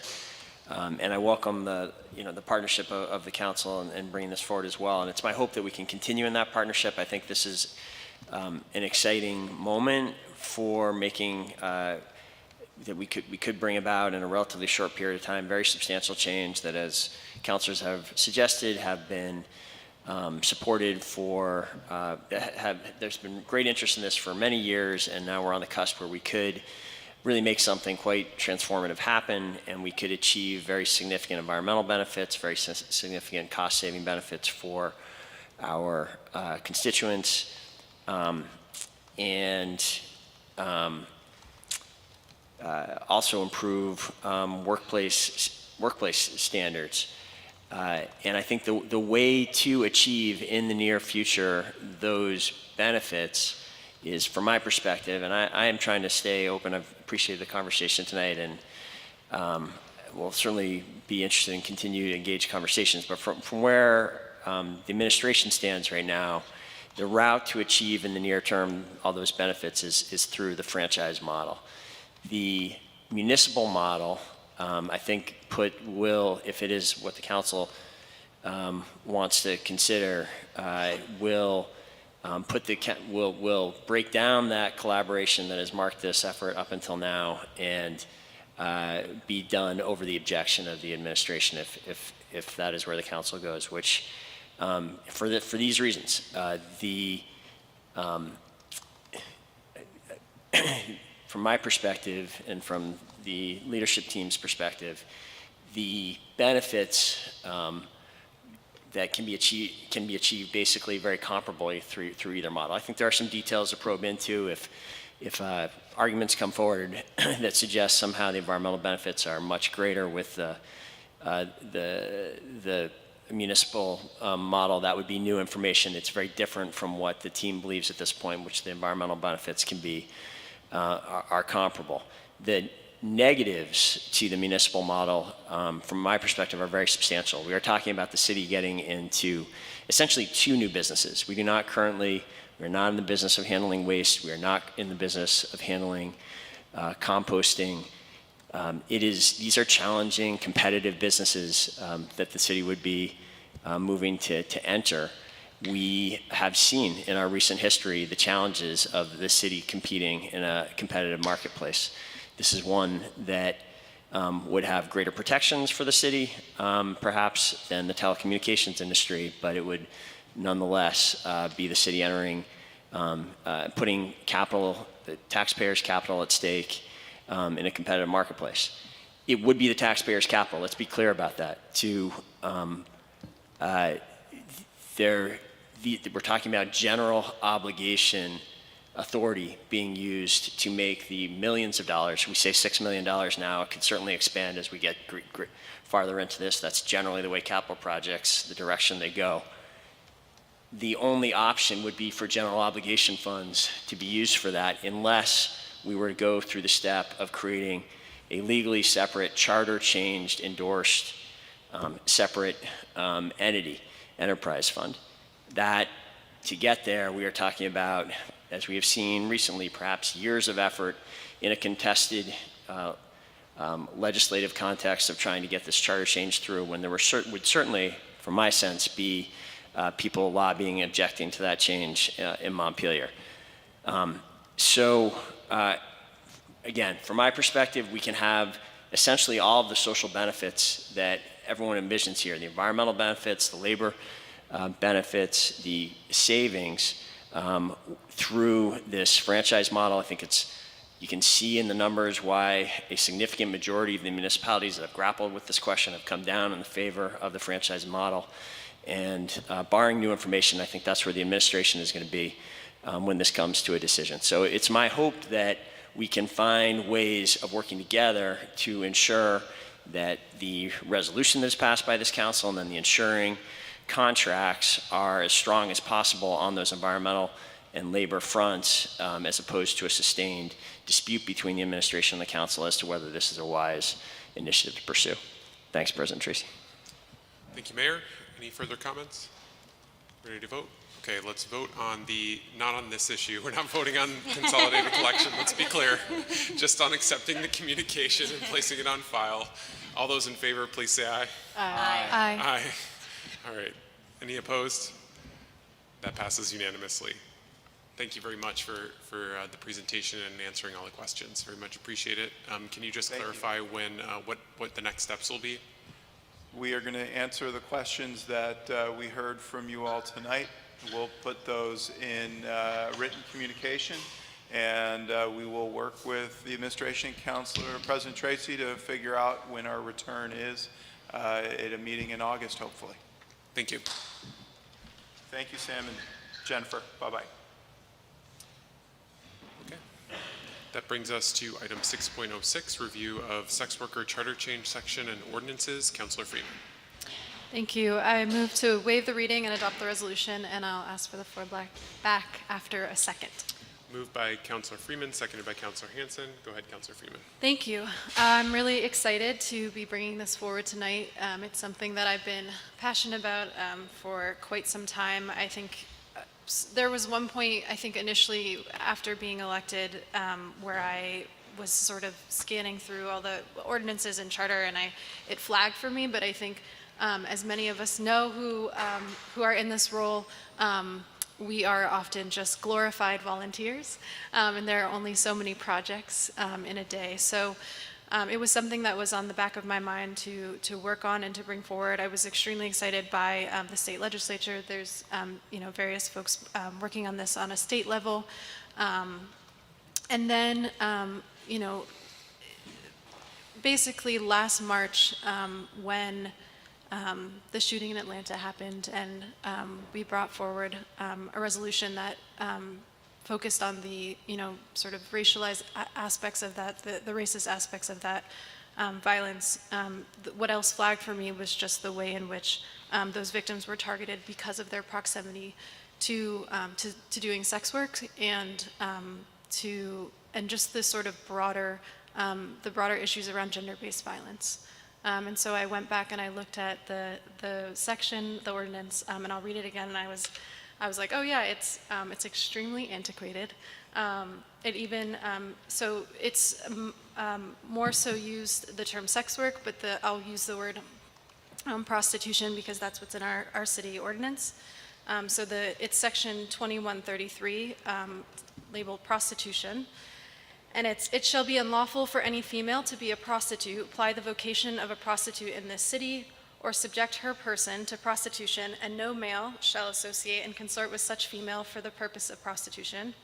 And then there's another section called keeping house of prostitution. It shall be unlawful for any person to keep a house of prostitution, permit prostitution in any house or building he may occupy, be an inmate of any house of ill fame, or in any manner contribute to the support or maintenance of any house of ill fame. It shall also be unlawful for any person having control of any house or building to lease or rent the same to any prostitute to be kept as a house of ill fame. So there's a lot of issues around that. Of course, the assumption of gender in that language is problematic. The use of the term prostitution or prostitute is also, those are issues. I think overall, though, and the reason why this is proposed as a strike all is because I do really support the effort to decriminalize. It's a way to make people so much safer. Sex work is incredibly and can be incredibly dangerous. It's just there's so much research, there's so much evidence. I think some of the folks who spoke about it also tonight around why this just allows people to be safe. I think at a bare minimum, for me, I want sex workers to be safe. I also think sex workers are amazing people and they deserve to be celebrated, and the stigmatization around it just is something that we need to push through and move ahead with, and destigmatizing it, and really supporting folks who are doing work in our community. So I was excited that a lot of the counselors and the administration indicated support or at least interest in the topic. I didn't really know what to expect. I'd never really talked about it with anyone on the council, so I really, really appreciate that. It's wonderful. I hope that if it's not a unanimous vote, that it maybe will be near unanimous. I also just want to quickly thank Julie Masuga, who spoke tonight, who helped me put this together, as well as the city attorney's office, who supported putting the resolution together, and former senior city assistant attorney, Jean Bergman, who also often helps me with these types of things. I want to quickly put in 2 changes, if that's okay, which is a little clunky, and then I'm sure if other folks want to speak on it, we can. So one was a request, so it's, I'll just do it as one entire amendment. I had a request to extend the timeline a little bit, so I'll include that, and then also I got feedback that on line 4 that there were better terms to use, so I'll move to change on line 4 the terms buyer and seller to client and worker, and I'll move on line 44 to change the date from September 27th to October 25th of 2021. Okay, so we have a motion to amend. Is there a second to that? Seconded by Councilor Stromberg. Discussion on the amendment.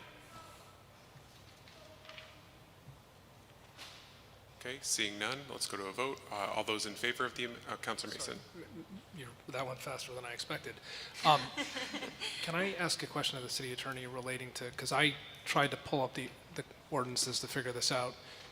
Based on my review, just to help if this does get referred to ordinance committee, these appear to be... Councilor Mason, if you could just hold that question for Sure. getting back to, we're just on the amendment right now, so. Oh, I'm sorry. Yeah, we're just on the amendment, so let's vote, let's take care of the. That's why it amendment went so and then- fast. Thank you. Yeah, so we'll It's get back okay. to the other. Forgive me. My apologies. Yeah, 1 second. So any further discussion on the amendment? Okay, let's go to a vote on that. All those in favor, please say aye. Aye. Aye. Any opposed? That carries unanimously. Now, Councilor Mason. My apologies for my timing. In looking at the Code of Ordinances, these appear to be offenses that are on the books, but there does not seem to be a penalty for them, at least in the penalty section or included in the ordinance. So am I misreading that, or is that not correct? Well, I haven't been involved in this issue, but I would assume that they would be, if not otherwise listed, I believe it's section 1.9 maybe, they would be the general violations is what I would assume, but I have not been tasked with looking at that for these yet. But generally the title, or the chapter 21 ordinances do fall into there. So Okay, we'll follow up after. Yes, absolutely. That'd be thank you. Oh, can I just finish? Councilor Freeman. Thank you. So, and I just wanted to bring up really quickly, just because I know that sometimes these things can seem really abstract, and how are they, like, how is this impacting people on the local level? And I are right in the city, and I did find an article that talked about someone who was doing sex work in Burlington, who was harmed by a client, and there was no, you know, and of course, there's no pressure, I think, for folks to engage with law enforcement if they choose not to, but I think the fact that it's that's criminalized makes people really afraid, and that's something that just, it terrifies me. It terrifies me that someone could be hurt badly by someone and not feel like they have even the ability to talk about it publicly. So yeah, that's all, and thanks everyone for your consideration. Any further, Councillor Carpenter? Just, I am supportive of the resolution, but in the resolve clause where it refers it to ordinance and strikes out prostitution, there are other terms there that I'm not familiar with, like vagrants and disorderly people. As the ordinance committee looks at this, is it possible for them to look at that as well? I mean, I'm not really making an amendment, but it's just it's all lumped in there together, and I guess I would suggest they also. Great, thank you. Councillor Stromberg. Thanks, President Tracy. Thank you, Councillor Freeman, for bringing this forward tonight. This may, you know, I'm kind of talking, I guess, more to the broader public, but this might be a controversial topic. I've had conversations with people who definitely believe so, and I do just kind of want to urge us to like really pan out and really look at it as a whole, and that this is not a controversial concept. We're talking about the safety of human beings who are at work, who are working. And decriminalizing sex work is something that seems honestly very obvious to me in this community. I feel like that's something that is, it should be built in, and it should be like safe, but it's absolutely not. And I think that sex workers deserve the same legal protections as any other human beings. And I completely believe that no one should be living in fear of violence or arrest, especially doing work this is not even criminal, and so innately, I should say. So, you know, there's one thing that the ACLU had kind of on their website about this that I do want to reiterate, because this is a point that Councillor Freeman had just made, but it digs in a little bit deeper just for the public, just to know how meaningful this is. But it says that the criminalization of sex work feeds the mass incarceration system by putting more people in jail unnecessarily. Those incarcerated tend to be trans and or people of color, two groups that are already disproportionately incarcerated. 1 in 6 trans people have been incarcerated, and 1 in 2 trans people of color. That's an incredible statistic, and it's terrifying, honestly. And so, you know, that's my interjection. Back to the quote. Incarceration is violent and destructive for everyone, and even more so for trans people. While incarcerated, trans people are often aggressively misgendered, denied health care, punished for expressing their gender identity, and targeted for sexual violence. An arrest on charges of sex work can result in life-changing consequences that last long past the end of a sentence. A criminal record can prevent you from accessing an accurate ID, jobs, housing, health care, all things that, you know, most people get to enjoy, and a bunch of other services, obviously. And it can also lead to deportation for immigrants.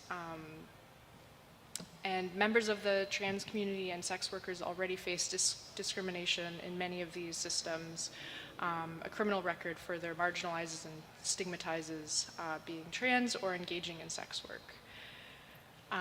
This is absolutely a step in the right direction, and I urge, you know, all my colleagues here tonight and our community to support this resolution. I think this is incredibly meaningful, and I appreciate the work of Councillor Freeman and their outreach efforts on this. This is a sensitive topic, and it's one that it's hard to get a public poll on. So I really do appreciate that, and the research of Julie, who you had mentioned, who spoke earlier. So thank you for doing this really important work, and yeah, I'll be proudly supporting this resolution tonight. Thank you. Any further comments? Councilor Hanson, go ahead. Yeah, I would definitely agree with everything that Councilors Freeman and Stromberg have said, and I think that Councilor Carpenter's points really highlight just how incredibly outdated this ordinance is and this language is, and it's really long overdue discussion. And I'm really grateful that Councilor Freeman has taken the lead and ensure that we're tackling this issue, especially given some of the really alarming reporting, at least that I've seen from 7 days over the last several years on sex trafficking in Burlington and around the state. And as well, I'm glad that, there's been work underway at the state level as well. I'm glad that we're hopefully moving in concert with some of the efforts at the state level to, try to address sex trafficking and sexual violence and harm related to sex work in Vermont. Thanks. Mayor, go ahead. Thank you, President Tracy. I wanted to voice appreciation to Councilor Freeman for her leadership on this issue and her outreach to the administration. The administration supports this modernization of the city charter and hope that the ordinance committee, if it's charged with this, will work to repeal or amend any language that is discriminatory towards women, to sex workers, and to victims of sex crimes. I think this change will bring the charter and our formal ordinances more in line with the actual work that the city has been doing for many years. In the 9 years that I've been in this office, I'm not aware of the BPD attempting to use this language to pursue sex workers.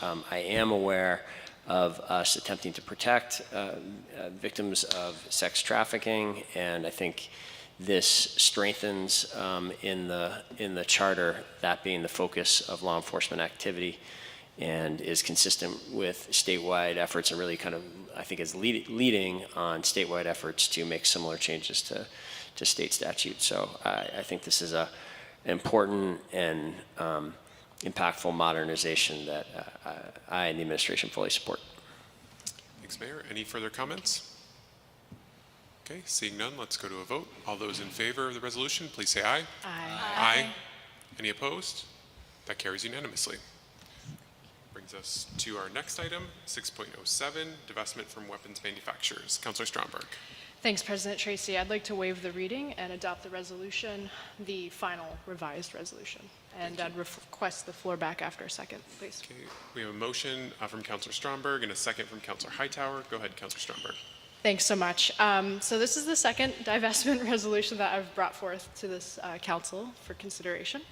I don't want to oversimplify things, but I'm a firm believer in investing what you want and divesting from what you don't want. Money, as capitalism kind of bothers me sometimes, but I have to say money does have impact. And I feel like we can be using every cent possible to invest in things that don't involve violence, symbolize, threats or terror, but rather peace and a direction that, we really honestly just need to go in as a society, but also just for the environment as well. So I feel like any organization that has investments in, like universities and nonprofits and companies and local governments, any organization that has investments all have enormous potential to influence large weapon producing companies, and especially nuclear weapon producing companies. A lot of these institutions usually have investments and pension funds and things like that, as we see in this city. And I want to just kind of mention that Cambridge, Massachusetts in 2016, their city council divested or voted to divest their $1 billion pension fund from nuclear weapons. And I think that that's a well-known city, municipality, obviously. And that's a direction that we're seeing more and more people go into. So I think that, this seems, again, it's one of those things that seems obvious to me, but that could just be me. But I do want to just kind of lay out what this resolution does, and I'm happy to answer questions about it. But it does say that the City Council formally declares its opposition to investing city funds in any private entities that are involved in the direct production or upgrading of weapons and weapon systems used by military forces, whether conventional or nuclear, and decides that it shall be city policy to divest from such entities. This resolution also shall be binding city policy and be in full force and effect after adoption by the City Council, and that the City Council directs any and all persons acting on behalf of city investment activity with regard to funds other than those held by the Burlington Employees Retirement System, which is the BERS board, which is obviously what we kind of did through the divestment process for the climate divestment resolution, and this would enforce the provisions of this resolution, so that board would be in charge of that. It also requests that the Board of Finance report on the extent of the city's non-BERS investments in weapons manufacturers, if any, as soon as possible, but in any event no later than the city's last January 2022 meeting. So this revised version, the one that I had originally sent in, it said 2021, so this is one of the very minor changes that I made and made it correct. The City Council, this resolution says that the City Council requests that the BERS Board provide it with a current accounting of the investments in the investments portfolio that are invested in any weapons manufacturers, including non-stock investments, as soon as possible, but in any event, obviously no later than the meeting in January 2022. That seems far away, but it's not. And then finally, it states that the City Council requests that the BERS commit to full divestment from weapons manufacturers and outlines a timeline by which the divestment will be completed, and by the council's, hopefully by the council's last meeting, obviously same date, January of 2022, and report to the council on the feasibility of, one, making an annual analysis and review of weapons manufacturer investments in the investment portfolio, two, making an annual review of weapons manufacturer free investment product availability, and three, and this is very important in terms of just kind of us leading the way in the world, accessing what other public entities are doing with regard to weapons manufacturer investments. So that was a lot, I'm sorry, but it is dense, and rightly so. I do want to thank the organizers behind this effort and the counselors who gave me really helpful feedback in this process of crafting this resolution, which is actually, it's crafted from a larger national resolution movement on this topic. So this is not really unique. It's just been slightly crafted to Burlington.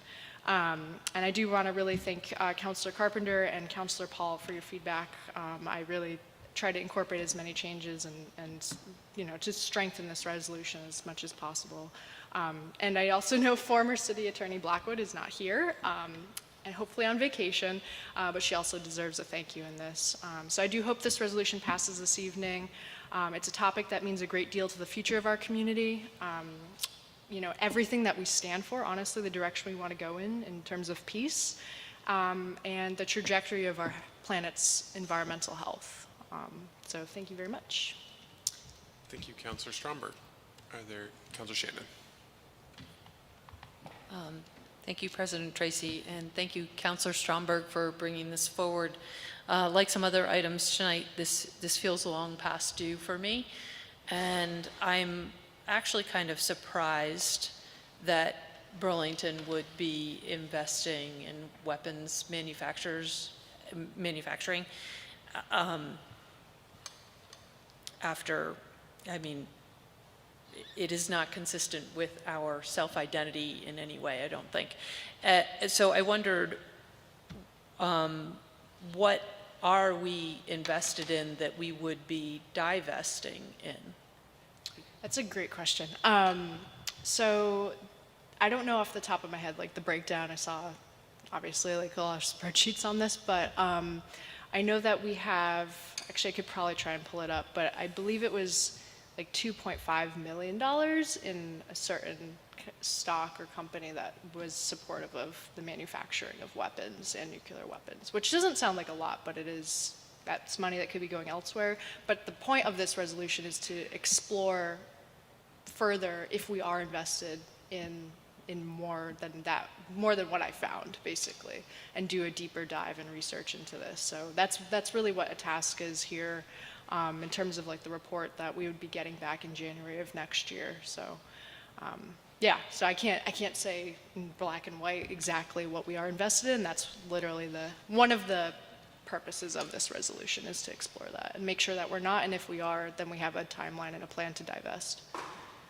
Care to follow? Yep. So when you say $2.5 million in support of weapons manufacturing, actually that does sound like a lot to me. Yeah. And but what's unclear is exactly what that means. I'm not sure what in support of weapons manufacturing means. So we'll get the report back, and then we'll decide kind of where to draw that line at a later date. Is that correct? Yes. Yes. Okay. Thank you. Any further comments? Councilor Barlow. Thank you, and thank you for bringing this resolution forward. I do have some questions, though. Could you lean into your mic, please? I'm sorry. I'm going to bring it closer. I do have some questions, though. You know, when I first saw this resolution, you know, being a new councilor, I'm probably not up to speed on many things that the city has here already in place, but one of them is investment policies. So I reached out to Director Goodwin, and he gave me information on both the retirement system and in the city's investment policy. And I had some questions around the type of investments that we would be divesting of. If we were invested in a mutual fund that was pegged to an index and it had a component stock in it, if there was 100 stocks in that index, and one of them or a couple of them were weapons manufacturers, would we be divesting of that, like, industry standard indexed stock that is part of the you know, prudent investment policies of, you know, many portfolios? Or would we be able to keep that investment? Because that might, it's almost like you're passively investing, because you're investing in the constituent stocks in that index. You're not actively making a decision to invest in a weapons manufacturer. They just may happen to be part of an index. And so that's something that I'm unclear about, and I don't know that I could support divesting of a fund in like a Standard & Poor's index because of General Dynamics membership in that index. So I would like to hear a little bit more about that. And I know in the retirement fund, some of the funds that I saw invested in were index funds that would probably have weapons manufacturers as part of those indexes. So that's one thing I'd like to know, and maybe I should just stop and see if I can get an answer to that, and then I have a follow-up question as well. Sure. Councilor Stromberg? Yeah, thanks. Thanks, Councilor Barlow, and those are very valid questions. I think, again, this is the report's purpose, is to get that nuanced, and so we understand exactly what the dynamics are. Like if it is, 1 out of 100 stocks. Ideally, personally, I feel like that is something that if we were able to divest from and maybe reinvest in something else entirely with a, I don't know if it's 100 different stocks that have nothing to do with weapons, then that might be the direction that would go in. But I don't know all of this, so that's why I want this report back, because that's going to really help inform our next steps as a council and as a city So this is just a commitment to, yes, eventually we'll divest. How we do so and with what timeline, that's what the report is for, and that's what the BRRS board would be tasked with and the Board of Finance to kind of measure that out, so. Thank you. And then as a follow-up, those investments that Director Goodwin provided were, he gave me a list of investments. It's part of a report on the Burlington employee retirement system. But then he also provided a policy, an investment policy for non-retirement assets. And there's like 12 investment vehicles that can be used. And to me, it seemed like none of them would even be available to invest in weapons manufacturers. And so I was wondering if we even have any investments in weapons manufacturers in non-BRRS investments that the city has right now. And that's why it would be really helpful to have like an education session, maybe another work session on city investments before we decided on something like this. Were you looking for a response? Only if one is offered, but maybe more of a rhetorical. Okay, all right, understood. Thank you. Councilor Mason, were you trying to get in? Sure. Just for a point of clarification, as a former member of BRRS, this body does not get to dictate how BRRS invests funds. They're fiduciaries of those dollars. We sort of went through this with climate, the first time. This council can make a request, but at the end of the day, the determination as to what to invest in and whether to accept our request is BRRS and BRRS alone. That is not true, Councilor Barlow, as you alluded to other dollars, and I believe the Board of Finance is tasked with that. To my knowledge, there is no other investments outside of BRRS.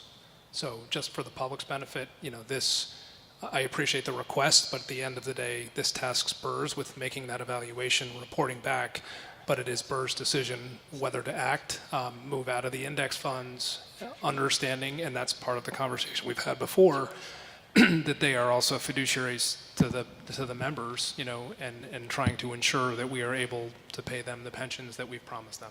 So, thank you. Thank you, Councilor Mason. CEO Shatton.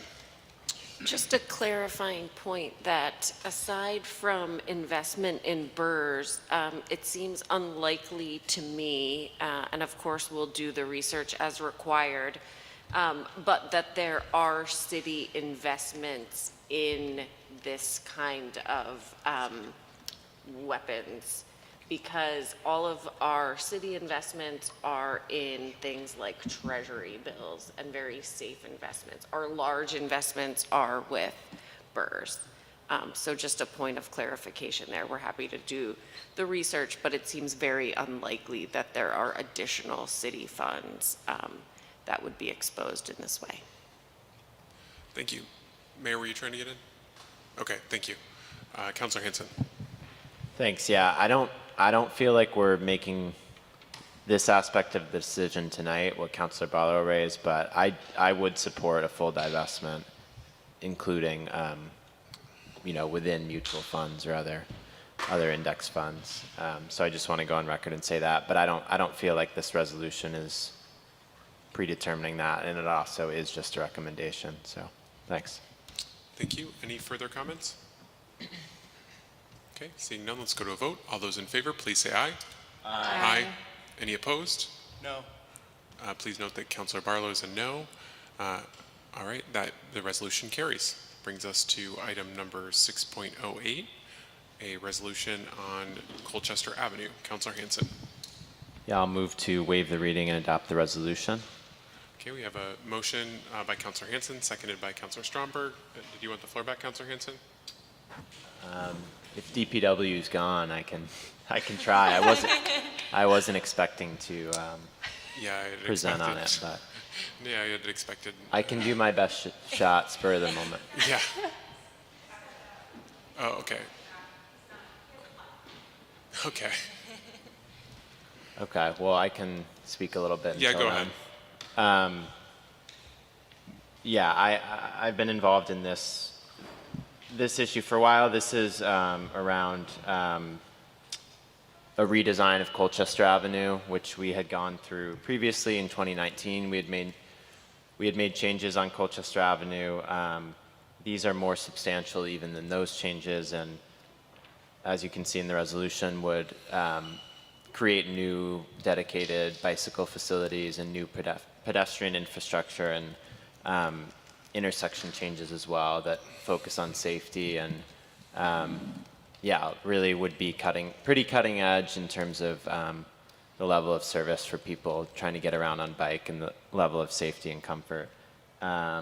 It went through a project advisory committee that I was on, and I think Councillor Hightower maybe was the alternate on behalf of the council, and this version of it was approved through that, and then it came over to the Transportation, Energy, and Utilities Committee, and we advanced it with just one small change, which is around essentially leaving the possibility of a roundabout dependent on funding and subject to further conversation, but the possibility of a roundabout at the East Avenue intersection. So that's a summary of how we got here. And hopefully if people do have questions, hopefully DPW will come back or I can try to field them. Okay, Councilor Carpenter. Can you clarify Chairman Busher's comments about the parking removal and the discussion you've had on that? Councilor Hanson. Yeah, this redesign would include removal of on-street parking. It still would retain some on-street parking that would be specifically for short-term parking, and that compromise was really around delivery vehicles and campus kitchen. We could speak generally about businesses, but really there's one key business in question, which is Campus Kitchen. There's also Kathy's Flowers there, but they haven't really expressed concerns. But yeah, it would be a diminishment of the existing on-street parking. Can you clarify from where to where? Is it from East Avenue to where? Do you know? Yeah, if you can answer that right away. I think that it's from East Ave down to pretty much where Campus Kitchen starts. There's like some on-street parking on the north side that would be removed. Currently, it's already not allowed kind of as you round the corner down Colchester Ave. That's already been eliminated with that bike lane. Yeah, the south side. The parking's on the south side right now, just for that stretch. Oh, sorry. We had previously removed parking on the other side as part of that previous change. So this would remove much of the parking that still exists, just, yeah, in that one stretch, the top of the hill to East Ave. Does that clarify for you? Okay, great. Councilor Shannon? Wouldn't India House still be affected by that as well? Or have they participated in the discussions? Were they sold recently? It's a different business there now, yeah. The on-street parking is a ways away from that business, though. They don't really consider themselves to have accessible on-street customer parking. But the businesses were all reached out to as part of this, and we didn't hear concern with this proposal. Councilor Mason? Thank you. And I didn't see a diagram, so I'm trying to visualize this. How are we expanding a bike lane but leaving a parking spot in place? I sort of think of the Pine Street, if you're coming down Pine Street where it sort of goes on the sidewalk in front of Arts, Riot, how is that constructed if we're leaving some parking but not all? Yeah, maybe now that we have Director Spencer back, he can field that maybe a little bit better than I can, but yeah, I'll let him go for it. Thank you. Is the question about the on-street parking that would be preserved? Yeah, we were sort of, if I may jump in, we were talking about following up on Councilor Busher's comments about some concern. I think Councilor Hanson addressed most of them, but indicated that there was going to be some temporary parking left to accommodate Campus Kitchen. And my question was really just from we don't have a diagram, so, and I wasn't involved, so I'm trying to figure out if the purpose of removing the parking was to expand or increase the bike lane, are we narrowing it, or what's happening where the parking is not being removed, as you had, I guess, I Right. don't know which direction, toward Winooski? Right. So these are conceptual designs. These are not engineered designs. So as the engineered design as we advance this, may change. But fundamentally, where you are accommodating on-street parking, you're losing green belt. You're transitioning from a parking stall to the sidewalk instead of having a tree zone. There is some savings for just the lane widths in the road and not having inconsistent lane widths, but having consistent lane width through the corridor. So it is tight in that area. It is not a full kind of great street to having the green space that we want, but in that section where parking was expressed to be really important, we found a way within the conceptual design to accommodate it. Thank you. I guess the only other, when you were out, Councilor Hanson did address that there had been outreach on the business, following up on former Council Busher's concerns that, no one has talked to neighbors or businesses. Councilor Hanson alluded to that none of the businesses have spoken up or they're content. Have you heard any concerns raised by residents? Former Councilor Busher's referred to, multi-unit buildings that are relying on that. Have we? Right. I'm not, unfortunately, I'm not the best person to answer it. Jason Shrest, who is the project manager at the RPC, is on vacation this week, so he's not here. And he was the one who led a lot of that outreach. I have not personally received concerns from residents, but I was not the express point of contact. Okay, fair. Thank you. Okay. Any, Councilor Hanson? Yeah, I would just add that we did hear a lot of support for the project from members of the public in the committee. And if people want to look back, and there was not only people who showed up to support, but there was also a petition that had a couple hundred signatures supportive as well. Okay. Any further comments? Okay, let's go to a vote. All those in favor, please say aye. Aye. Aye. Any opposed? That carries unanimously. Brings us to our final item of the evening, which is a resolution regarding the dog task force. Councilor Shannon.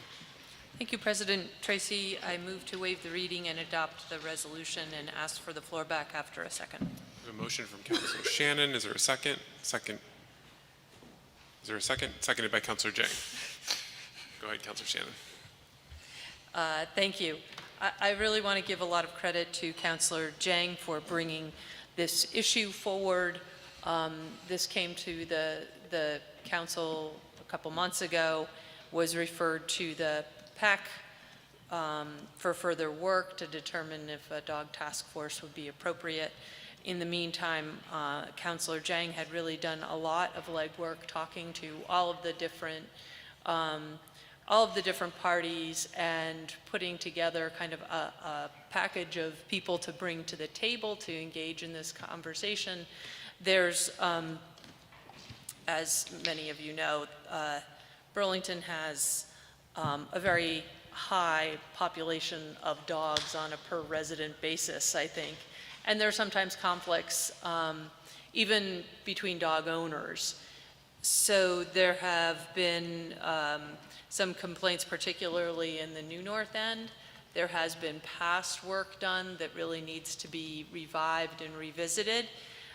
So what we have here is a proposal really to bring stakeholders to the table, including the volunteer coordinator from Star Farm Dog Park, a representative from either a dog shelter, dog rescue group, or other dog group, a dog trainer, veterinarian or animal health professional, Burlington Police Department Community Resource Office representative, someone from the Parks Department, 2 community members, 1 dog owner, 1 non-dog owner, and a representative from the Parks Commission, which is something that was added because the Parks Commission has been doing some work on at least a piece of this issue with regards to dog parks. So I appreciate everyone's support in putting this on the agenda tonight. We wanted to, hopefully with your support, start advertising these positions to the public so that we can close the applications by the end of August, and the public appointments would then be made by PAC at our September meeting, and allow this process to continue to move forward to work out, hopefully, find common ground with these various issues and figure out solutions to problems. Thank you, Councilor Shannon. Any comments on the resolution? Okay, seeing none, let's go to a vote. All those in favor, please say aye. Aye. Any opposed? That carries unanimously. That completes our deliberative agenda for this evening, and we have done committee reports and all of those items. So we'll go into, we did have 2 executive sessions planned for this evening, one having to do with a personnel matter and another one having to do with City Place Redstone mediation. Mayor Weinberger has requested that we go with the City Place Redstone mediation first, and then the personnel matter second. So I will go for that, go in that order. I believe we can make both sets of motions now, and then we'll have the different folks who we need for each executive session either leave or come in, and those are listed in the in each of the memos, or I mean in each of the motions. So let's make the motion for the City Place first. May I please have a motion? It's a 2-part motion, so we need Mayor Weinberger. President Tracy, I'm just wondering if you would like, we generally when we do these executive sessions on City Place, we try to give as much information to the public ahead of time as possible. Sure. So I didn't know if you wanted me to do that before the motions. Briefly, I just wanted to note a couple things. First of all,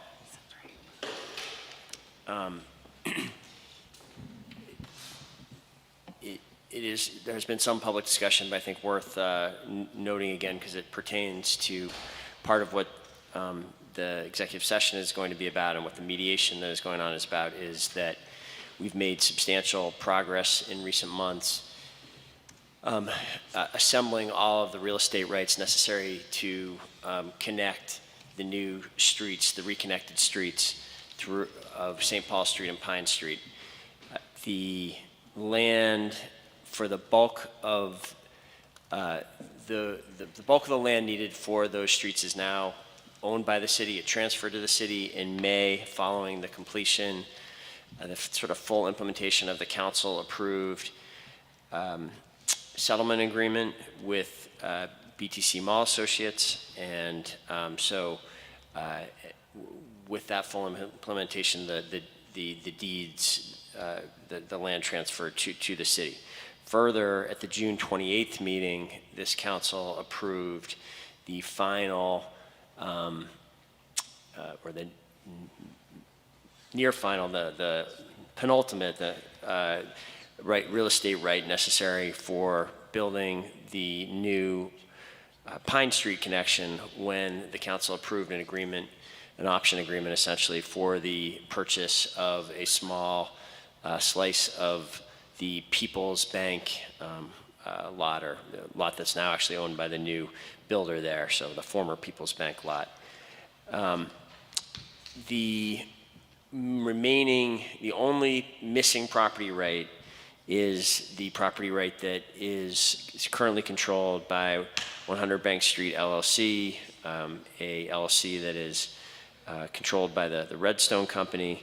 And essentially, this is the land that goes through that building that we have long been contemplating that we would secure in one form to build the new street and sidewalk through there. That is one of the topics that has been discussed in the mediation that I convened last week, and there will be a second session this week. This is a mediation that seeks to resolve all of the disputes, or at least a sufficient number of the disputes between the three parties such that the project can move forward. The three parties being the city, 100 Bank Street LLC, and BTC Mall Associates. I reached out to both parties as it became clear that their differences were deepening and hardening, and as the city, to our surprise, was drawn into a legal dispute as well several weeks ago, and both parties responded positively, favorably to that invitation, and we sat down with Kurt Detman, who was the mediator during the last mediation that we did with BTC Mall Associates that resulted in that settlement. He is again the mediator this time, and we met for an entire day last week. I believe it was Wednesday of last week, and that was sufficiently productive that we will be having another full-day mediation session that I'll be attending, as well as representatives of those other two parties and our legal teams, as well as Jeff Glassberg, who is here tonight, tomorrow, in the hope that we can bridge the remaining differences and announce soon some kind of settlement agreement that would allow the project to move forward and that would remove the city from any legal exposure in this matter. We don't think we are very legally exposed with this lawsuit, but we are seeking dismissal of that suit. The reason that an executive session is necessary is because this is a real estate negotiation. We are interested in being able to talk for really the first time with the council about a couple financial details that would be very helpful to have the council's feedback on before returning to the negotiating table tomorrow. So that's the update, President Tracy. Okay, thank you. And for the other executive session, was there anything you're able to publicly share, Mayor? There, at this point, there's nothing additional that we can share. Okay, not even the general topic? It's been announced as a personnel matter. It is a personnel matter that has been widely publicly discussed over the last week. Thank you. Okay, Councilor Paul, will you please make the motions? Yes, I'm happy to. So this is the motion, This is the motion relating to the first executive session. So I would move that the council find that the premature general public knowledge of information related to the recent confidential mediation session, the city's strategy and legal advice related to the pending litigation with BTC Mall Associates and 100 Bank LLC would put the city at a substantial disadvantage. We have a motion. Is there a second? Seconded by Councilor Carpenter. Any discussion? Councilor Shannon?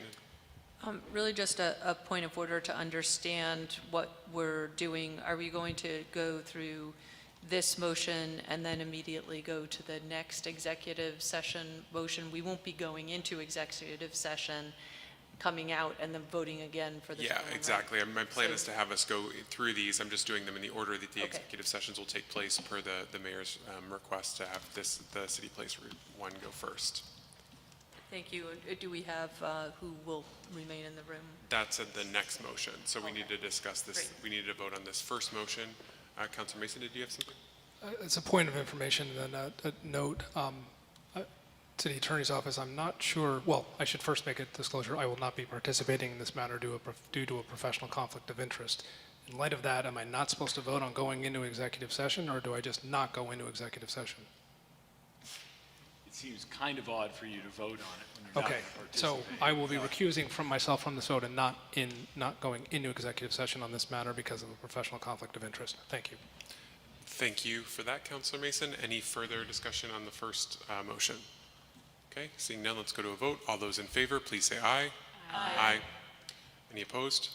That carries unanimously. Now, based on that finding, Councilor Paul? Yes. Based on that finding, I would move that the council go into executive session to consider pending litigation and confidential attorney-client communications pursuant to 1 VSA Section 313 A1 E and F Individuals to be invited into the executive session, in addition to the council and mayor, will include the mayor's office staff, city attorneys, CAO, Jeffrey Glassberg, and Downs, Racklin, and Martin attorneys, Jennifer McDonald and Tim Sampson.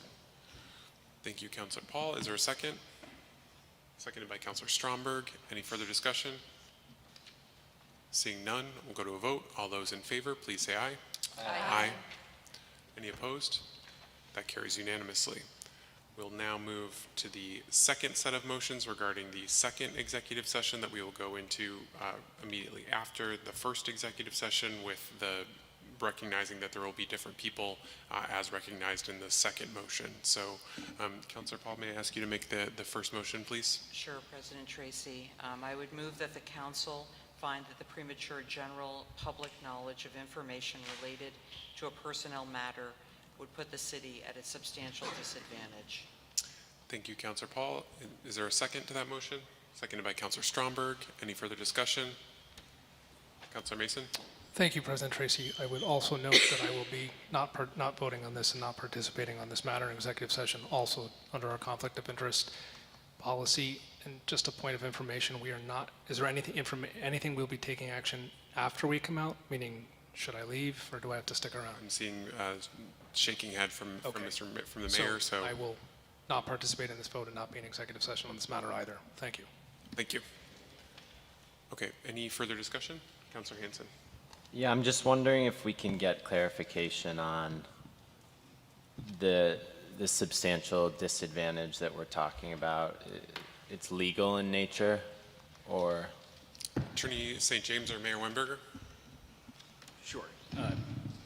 That's language from the statute regarding before it's a finding you have to make before you get the confidential attorney-client communications. So that's statutory.